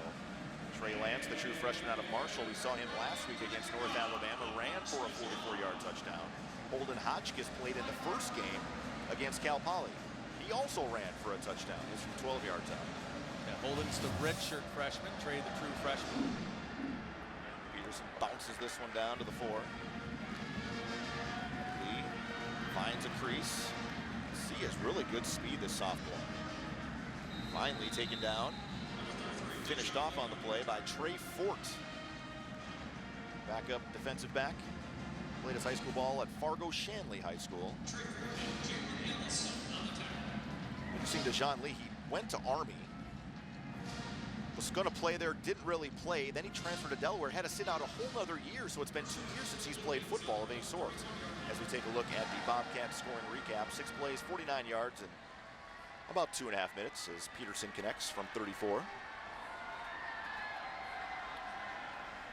Now, the types of things offensively, as a fan, you would want to see NDSU do today, they have certainly done it. Over 400 yards of total offense now. Play clock down to 1. Kehoe just gets it off. Lee eludes Menard, taken down after a pickup of 4. Josh Hayes in on that tackle. Also Jackson Hankey, who last week I think I actually said was from Red River. He's from Park River. Oops. But he does a real good job of scrubbing down the line, staying square to the play, and getting in on the play. I know we've talked about it in the previous 2 games that Jackson has played, but Coach Ince, who has the linebacker group, is real high on what he is going to be able to do for this team. Lee delayed handoff actually worked out well as the Bison blitzed, and here comes Lee down the sideline before Jackson Brown makes the tackle at midfield. First down run. But a 15-yard gain there for the sophomore. It just seemed like that the blitz was just a half a count too early. The Bison got bottled up inside. The right play call around the outside. Here it is. The handoff. You see Jordheim get caught up, and Hayes not able to keep the corner.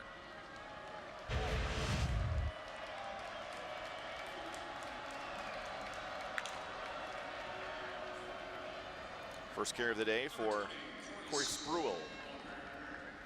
Spruill has not really seen a lot of action, just a few carries, but again, with the injury to Kane, we assume he is probably done for the day. Spruill, chance for some extended reps here in the second half. Yeah, he's a 6'3", 230-pound sophomore. Kind of has that body style, that body type, that look on the field that Kane has.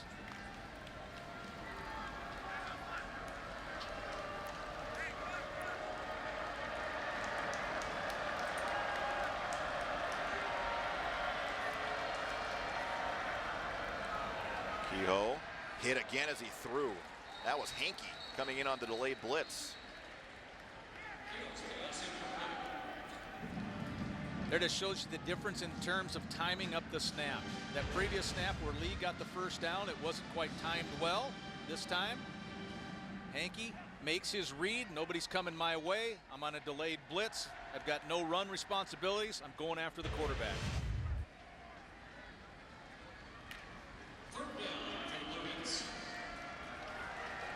He's from Park River. Did you know that? I am aware. All right. 3rd and 6 for the Blue Hens. Pocket collapsing. Stanley Jones, and it's Wimbush with his second interception of the game. And he's got a chance to take it a while. To the 20, cutting back to the 10. Wimbush down to the 2-yard line. But a flag, I believe, is somewhere. Yeah, that's back by the 45-yard line. And I believe Stanley Jones hit the quarterback a little bit too late or drove him into the ground or something. But I think it was 94 wrapped up with the quarterback. He kind of got his arm up high around the helmet, so we'll see what the call is here. Personal foul. Roughing the passer. Defense number 94. 15-yard penalty from the previous spot. Automatic first down. Let's see here. Oh, we'll be able to find it out here. It's Stanley Jones with a pass rush. Oh, yeah, he slammed him down. Yeah, but Stanley doesn't throw him to the ground. He cost his teammate a pick.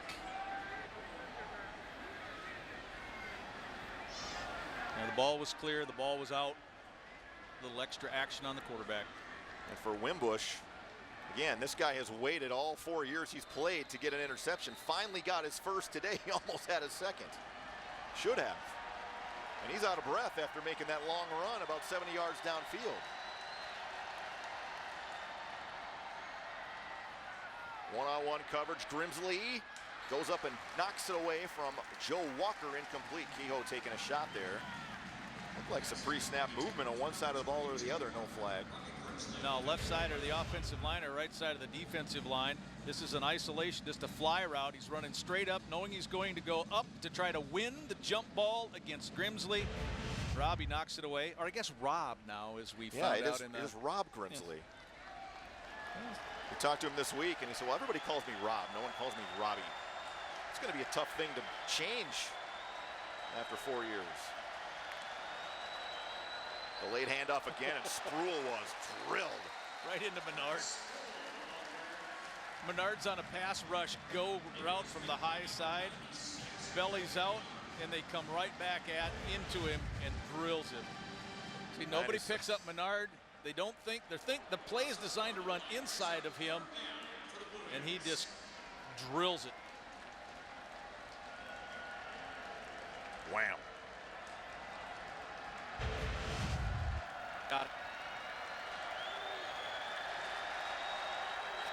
4 receivers, including Lee to the high side of your screen on 3rd and 3. Now he motions into the backfield.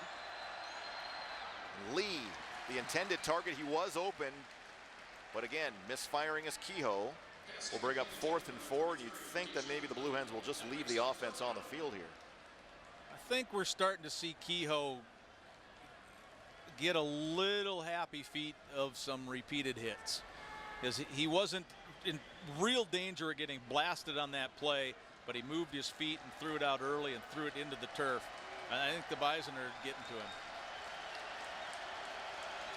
We saw Christian Lopez from North Alabama take shot after shot after shot before he was finally pulled out of the game in the 3rd quarter.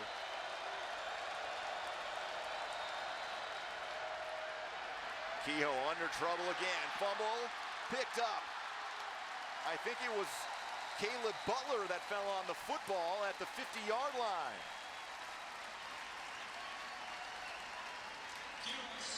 Boy, the defensive line owned that play. Menard was in on a rush. Watch Menard on the high side. He's coming again. Tuska's coming again. I think Tuska knocks it away, and then Butler is able to pick it up. So 3 of the 4, and there's Karch trying to block somebody. So all 4 guys disrupting that 4th down play and causing the turnover. Well, we've talked about this throughout the first couple of games of the season, LT, but North Dakota State just keeps running defensive linemen at you. It's hard to keep track of which guys are in the game, especially when you get into some of the 3rd long situations. They got a lot of pass rushers they can bring in. 23 seconds left here in the 3rd quarter. Ty Brooks following his lineman. Flag comes in. Brooks a gain of 8 for the moment, but a hold on NDSU will bring it back. I saw Zach Kubis was in there on a pull. The hold isn't on him. It happens behind him. See Cordell Volson in the game as well. Holding. Offense number 61. 10-yard penalty. Still 1st down. It was on Kubis. Sorry, Zach. I didn't think you were in on it, but they got you. Nodak Insurance Company replay. Oh yeah, there's the pull on the jersey.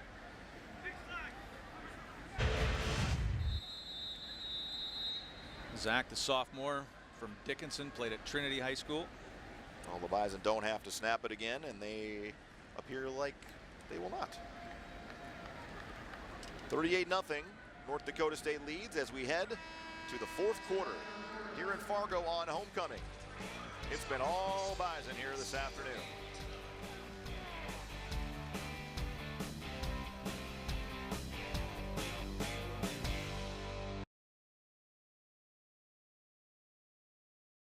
Going to take off and run with it. Pretty nimble feet for the freshman across midfield to the 49-yard line of Delaware. Seeing Trevor Height in the game, a lot of backup offensive linemen. Cordell Volson.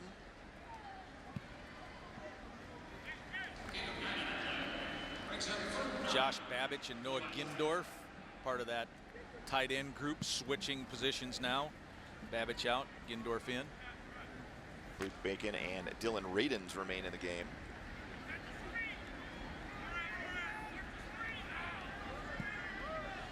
And Schoening's in at center too, isn't he? He is, number 59.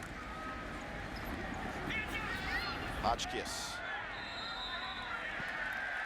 Looking for Christian Watson. A flag comes in on Tenny Adewuse pretty late. See what the call is.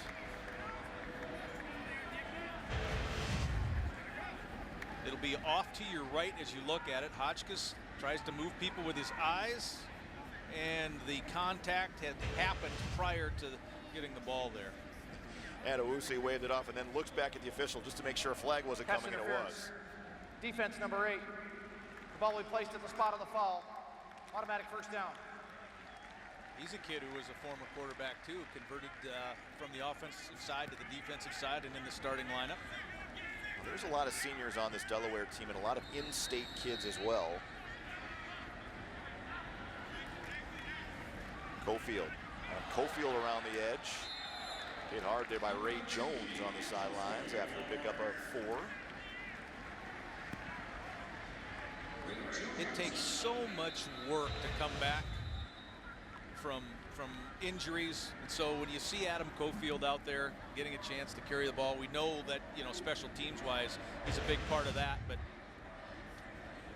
I get fired up when you see a kid that does all that work that nobody sees in order to come back and play again. And Adam is certainly one of those kids that had to go through that.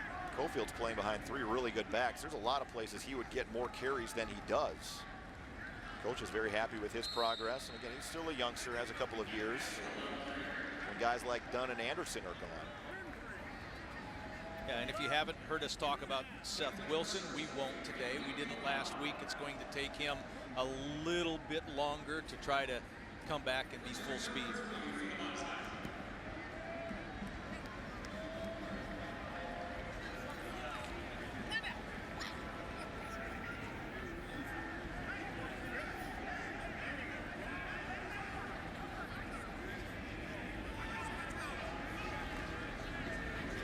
Ty Brooks out in the flat. To the 30. Pretty good blocking from his receivers. Pyle pushes across the 30-yard line. He needed the 29 for a first down. He may have gotten there. We'll see where he's marked out. It will be enough for a first down to the 28. Kodak Insurance Company replay. You throw it out, and then you're looking for the guys in front. There's Sproles with a nice block. Babbage was out there throwing a nice block. He's right there, number 81. Christian Watson comes in late. And then here's that late little surge to pick up the first down.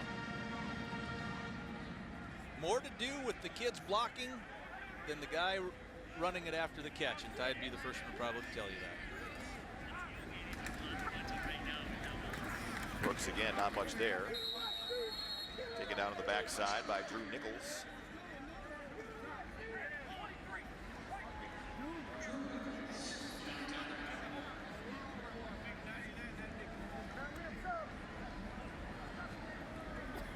Anderson comes in to take a snap at tight end.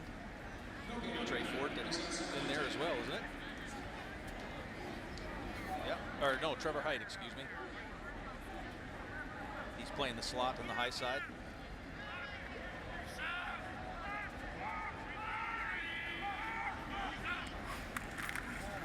Play action for Hotchkiss. Little pitch and catch there to Anderson. Makes his first reception of 2018. Gains a couple.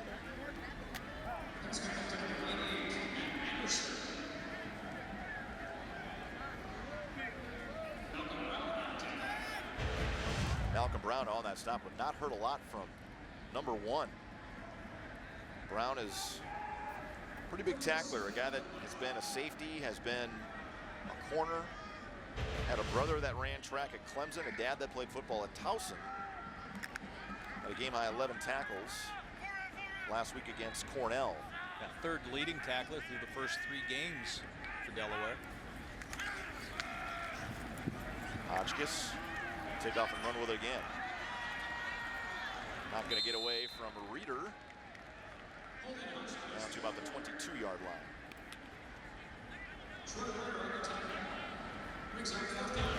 But you can see where Hotchkiss is surveying. Watch his eyes. He'll be looking off to his right. Nothing there in the middle, nothing to the outside. And sometimes the best play is to not make a poor play. 40-yard field goal attempt here for Cam Peterson, hit earlier from 34. This one is down, it has the distance, but it is no good. Pushed it a little bit to the right. First miss of the season for Peterson. 9:45 to go. It's still 38-0 on the Egg Country Farm Credit Services scoreboard.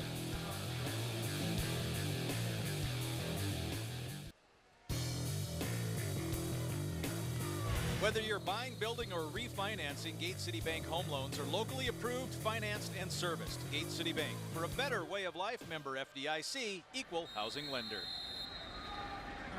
Well done, LT. John Lee up to the 26-yard line. A lot of backups in now for NDSU across the board. Trey Ford out there with Hayes, Wimbush, and Michael Tutsi, another redshirt freshman that's played a lot of special teams, getting an opportunity at safety here. Mark Stumpf back in the game. Playing linebacker.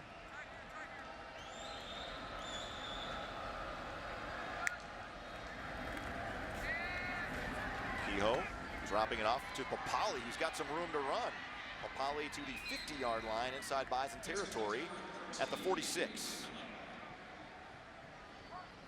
That's a full hand Wimbush got about a step and a half behind Papale, and there's no way you could catch up to that kid. He returns kicks, returns punts, and had a lot of space. Be coming back across the front, and you see Wimbush. Oh, he got caught up a little bit there with the umpire. Just slowed him down that half a step he needed to try to make a play. And Tutsi playing deep safety. Took a while to come over to work him out. Lee across the edge. Stanley Jones in pursuit. Takes him down after a 4-yard gain. One thing you talk about Papale, I learned is Vince doesn't live that far from Delaware, so he is at practice 3 or 4 times a week. Really? Yeah, he's a frequent visitor at Blue Hen practice.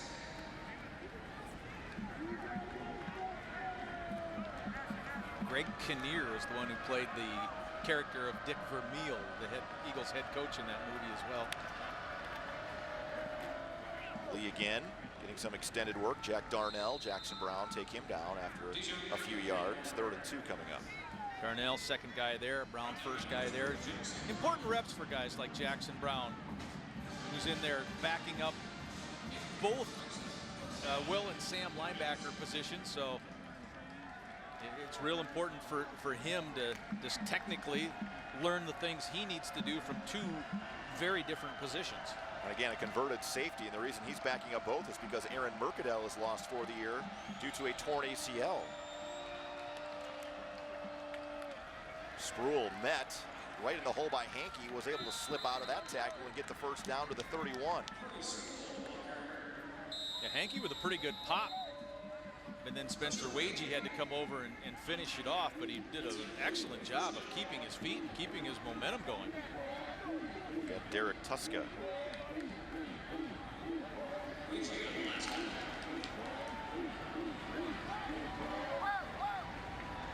There's just so much speed on that Bison defensive line, especially on from the end of position. Kehoe floats it out to Papale, overshot him, incomplete. Okay, that's a similar play to the one that worked before, but did you see where Wimbush didn't get caught up with the umpire this time? He was in pretty good position. He had to force the pass to try to get over the head of the defender, and here it'll come right at you. See, before Wimbush is able to kind of hang with him, pass throws just a little bit higher. After Delaware finishes this game, a week off for the Blue Hens before getting back into conference play at Richmond on October 6th. Delayed handoff again to Spruill. Tutsi tried to get in there. Hankey unable to make the tackle, and Stumpf finally pushes him out of bounds. Pretty good little burst of speed that time for Spruill. Gained 7 yards, down to the 24. Not too many games in the Missouri Valley Conference this weekend. A lot of byes, but Ryan Geller is going to update us with what we do have, Ryan. Yeah, Brian, not much going on across the conference, but I can tell you one score. Illinois State leads Colorado State 14-6. That game is at the half. The Redbirds are at 2-0 and in good shape in the conference. Yet to come today. About 20 minutes from kickoff, Hampton is at Northern Iowa. Guys? All right, thanks so much, Ryan. As Spruill gets the call again. Butler forces him outside. Menard comes in to help out with that tackle, short of a first down. Wow, they're actually going to give him the 20-yard line, so enough. I thought by the time Jackson Brown got over there and to get the hit, he had enough for the first. Maybe not. The chains aren't moving. Now they are. That's a first down for the Blue Hens. Yeah, this is where the first team guys are cheering on these backups to preserve the shutout. Yeah, last week the shutout went away late. At about this time of the game, with about 5 minutes to go. Kehoe rolling out of pressure. First catch of the day for Joe Walker. Which sounds so odd compared to what he did last week against Cornell. He had 6 catches for 154 yards in that game. Kehoe rolls back to his passing hand. And given the time of the game and that type of thing, Fort is playing off a little bit. Pass is a little easier to connect. Tony Pierce Jr., another true freshman in the game. He did play last week. against North Alabama out of Florida, and he's in there right now. And he's the one that gets in on that tackle of Kehoe.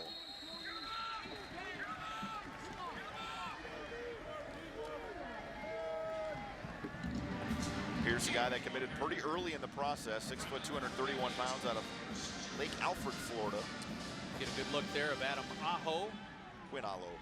Oh, Quinn, sorry.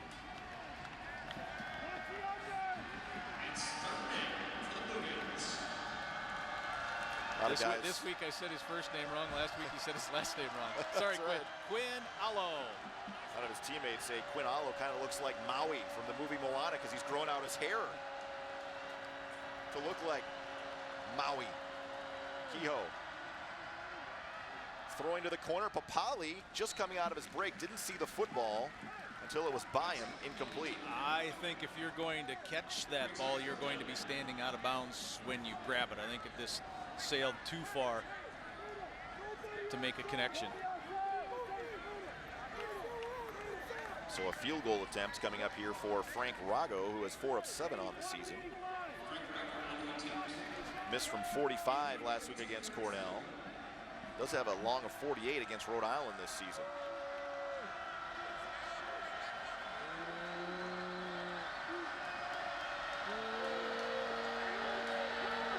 This one about a 34-yard attempt. Rago puts the boot to it, and it's good.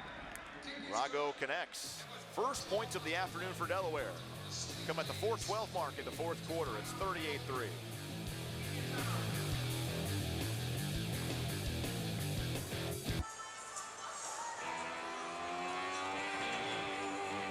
.412 to go here in Fargo. 38-3 North Dakota State.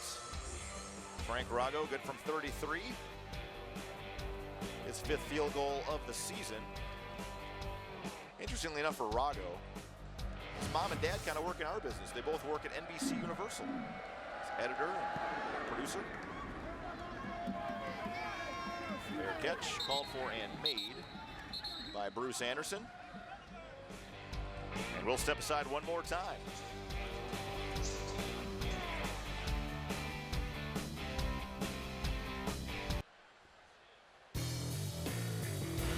Show your Bison pride today with an NDSU Gate City Bank ATM and check card. Visit gatecitybank.com/mycard. Gate City Bank, for a better way of life. Member FDIC. Cofield gets 4 on his carry. First drive in the NDSU, first play of the NDSU drive, 4 minutes to go. And we got a lot of blue seats shown. Can't start homecoming too early, can you? We do want to say that Nash Jensen is in playing, I believe, at a guard position. Also, Cody Malk playing some tackle. Cofield, boy, some pretty fancy footwork in the hole, eventually taken down by down. Kitchen, or is it Sal Morrow that got in there? No, it was Kitchen who made the tackle at the 37. This copyrighted broadcast is property of North Dakota State University. Any rebroadcast, reproduction, or distribution without the consent of NDSU is strictly prohibited.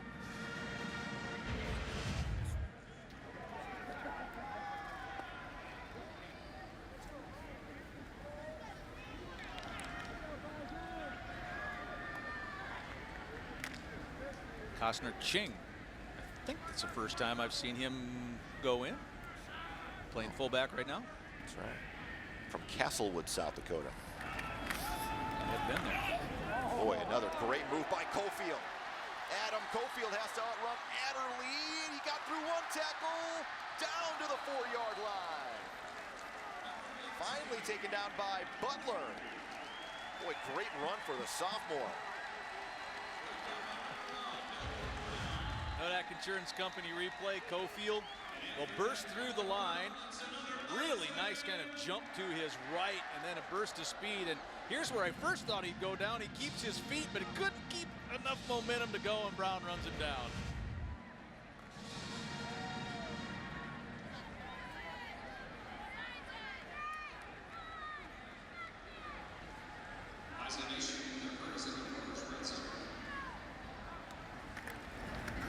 Cofield again. Not as much room this time. Lost the ball. Picked up by Butler. Hotchkiss fell down, and this is going to be returned for a Delaware touchdown.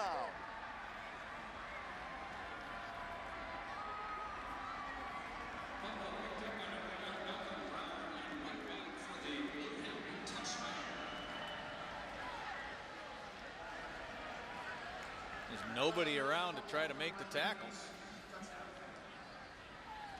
Hotchkiss was kind of the last line of defense.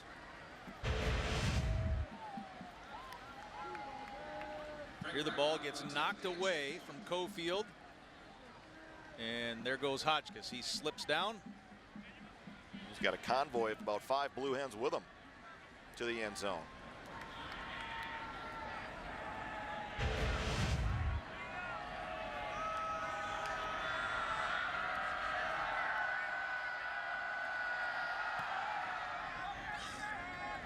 Drago boots through his 74th consecutive extra points, and it's 38-10 with 1:57 left. It'll be a teaching moment for the young sophomore. Especially coming off that big play, you get back in the huddle, they call your number again, you know you're getting the ball, and you so want to get into the end zone. But ball security didn't happen. Well, for what it's worth, Cofield, the leading rusher for North Dakota State today, 5 carries, 78 yards. Chris Kleiman having a word with his young running back on the sidelines.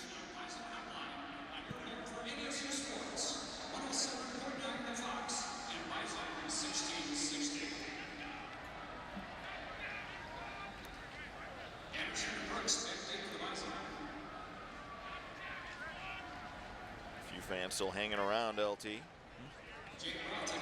Well, next week, Missouri Valley Conference play begins. With the top 2 teams and all the preseason picks in the Valley will be right in this building. The Dakota Marker, South Dakota State and North Dakota State. The Jacks have won the last 2 regular season meetings.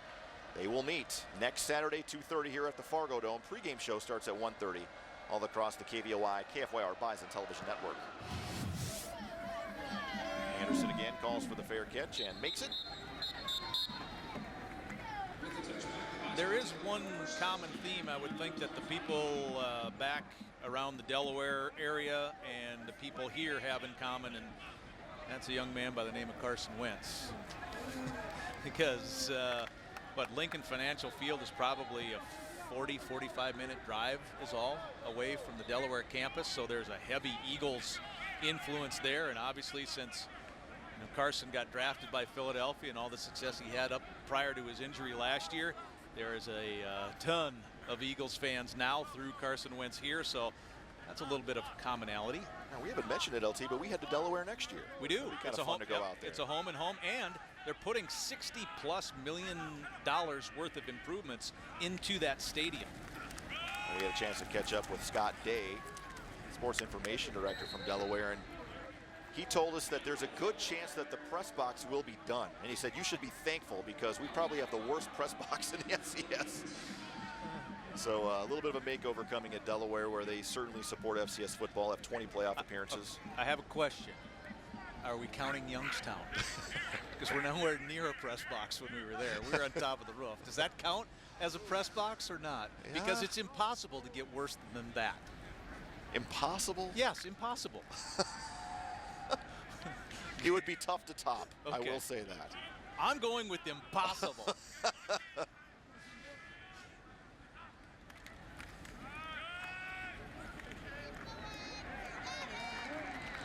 First down carry.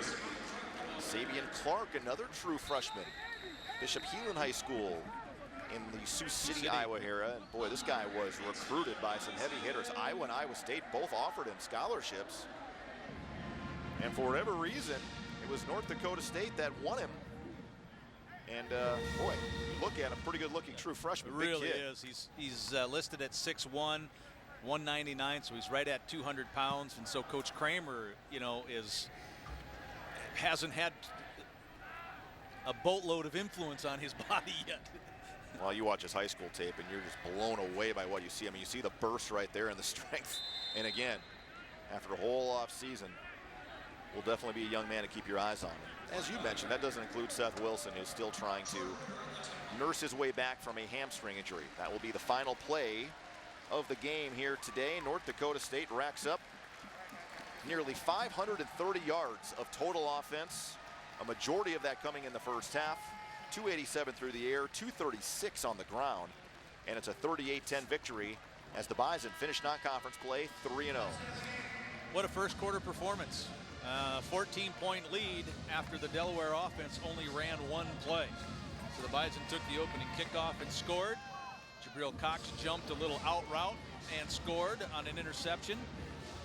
A couple of Cam Peterson kicks, and it's 14-0, and you have only run one play. So the Bison jumped early and jumped hard. Delaware will get out of Fargo, head home, and get ready for Richmond coming up in 2 weeks from today on the road. So a long grind coming up for the Blue Hens as they wrap up non-conference play. And again, Delaware finished with already finished with a conference loss against Rhode Island. Ryan Geller is standing by with NDSU head coach Chris Kleiman. Chris, it started in the first quarter and never really let up. A good effort by your guys. Yeah, I thought we played a four-quarter game, and it was a good football team, but we jumped on them early, had the turnovers, had the big plays. Our guys were really focused to play well today. Over 500 yards of offense. They really had it going. Yeah, they really did. We were able to have some balance running the ball, whether it was quarterback or the running backs. And then I thought Easton was really on point, and he's a dang good football player, and he showed up big time today. And defensively, you couldn't be prouder, I assume. Yeah, the guys played hard, created the turnovers, didn't give up the big plays. We got to clean up some penalties, but at least they're aggressive plays. Congratulations on to next week. Thanks, appreciate it. Guys upstairs. All right, thanks, Ryan. And NDSU, mission accomplished in the non-conference. Won every single game by 28 or more. But now the real season begins starting next Saturday with South Dakota State. We'll step aside and be back here at the Fargo Dome. It's 38-10 your final as NDSU is a perfect 3-0.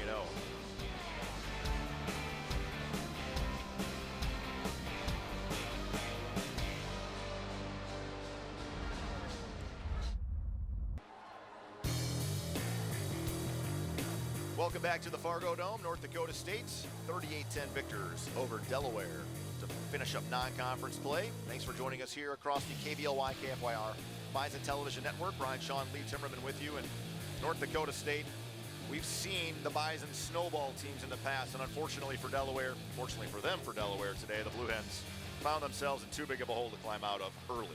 Yeah, it happened early this week. Last week it was more of a third quarter type of a situation, but the Bison just had the perfect storm and creating the turnovers and having the good drives and just piling the yards on.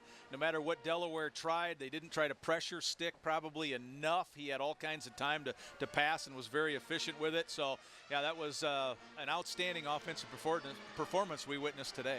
Let's look at some of the stats brought to you by the North Dakota Certified Seed Producers, and very heavily in favor on pretty much every category for NDSU. And for whatever reason, Delaware offensively could not get on track. Obviously, the pick six for Kehoe on the first offensive play really set the tone, and from there, it was just playing catch-up. The Bison gave up only 99 yards, even with all the players in that second half who rotated in and got some opportunities to play defensively. Still only allowed 99 yards in the second half, 152 total. But, yeah, the combination of the run and pass, obviously there today. The Bison kind of stated this week that they wanted to make a point of emphasis on the passing game.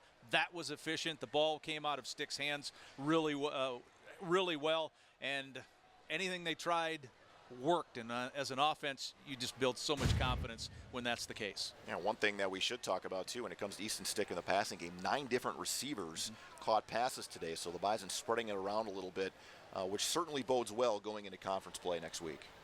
Yes. We'll step aside and take a look at some of the offensive highlights from today's matchup against Delaware. That's next.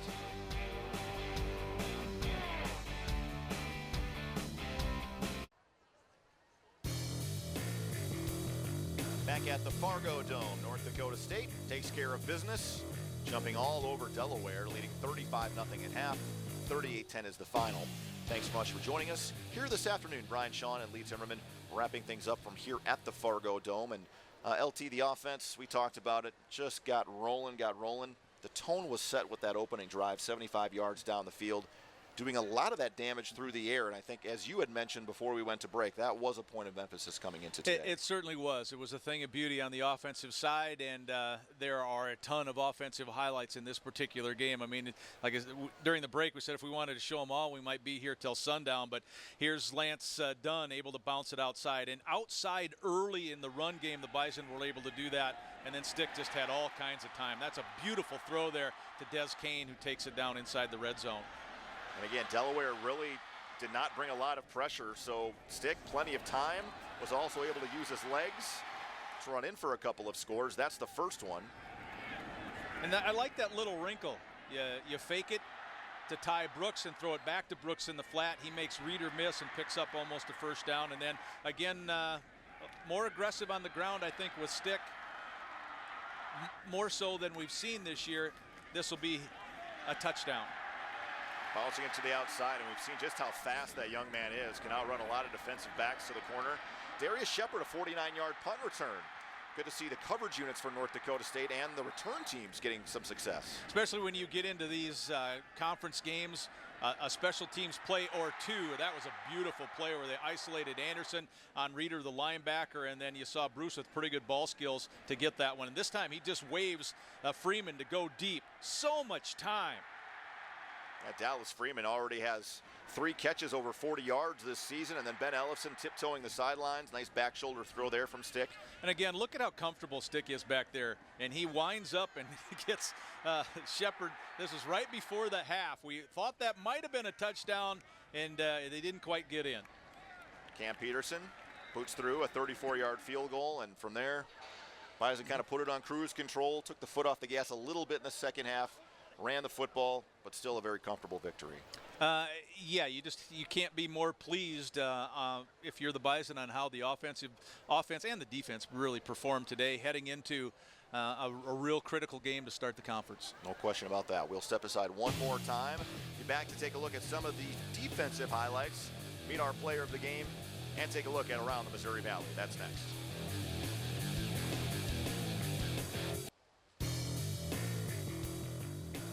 Back to wrap things up here at the Fargo Dome, getting set to take the turf out. Field goal post down. Multi-sport facility this Fargo Dome is used quite a bit. Brian Shawn, Lee Timmerman with you. As North Dakota State takes care of business defensively, the pick 6 from Jabril Cox really set the tone early. First play, and then from there, the Bison just got after it. They were flying all over the field today. I mean, as a football player, you almost think of this as like a hole-in-one. A lot of people go their whole lives and whole careers and not ever getting a pick 6. He's had them in back-to-back weeks.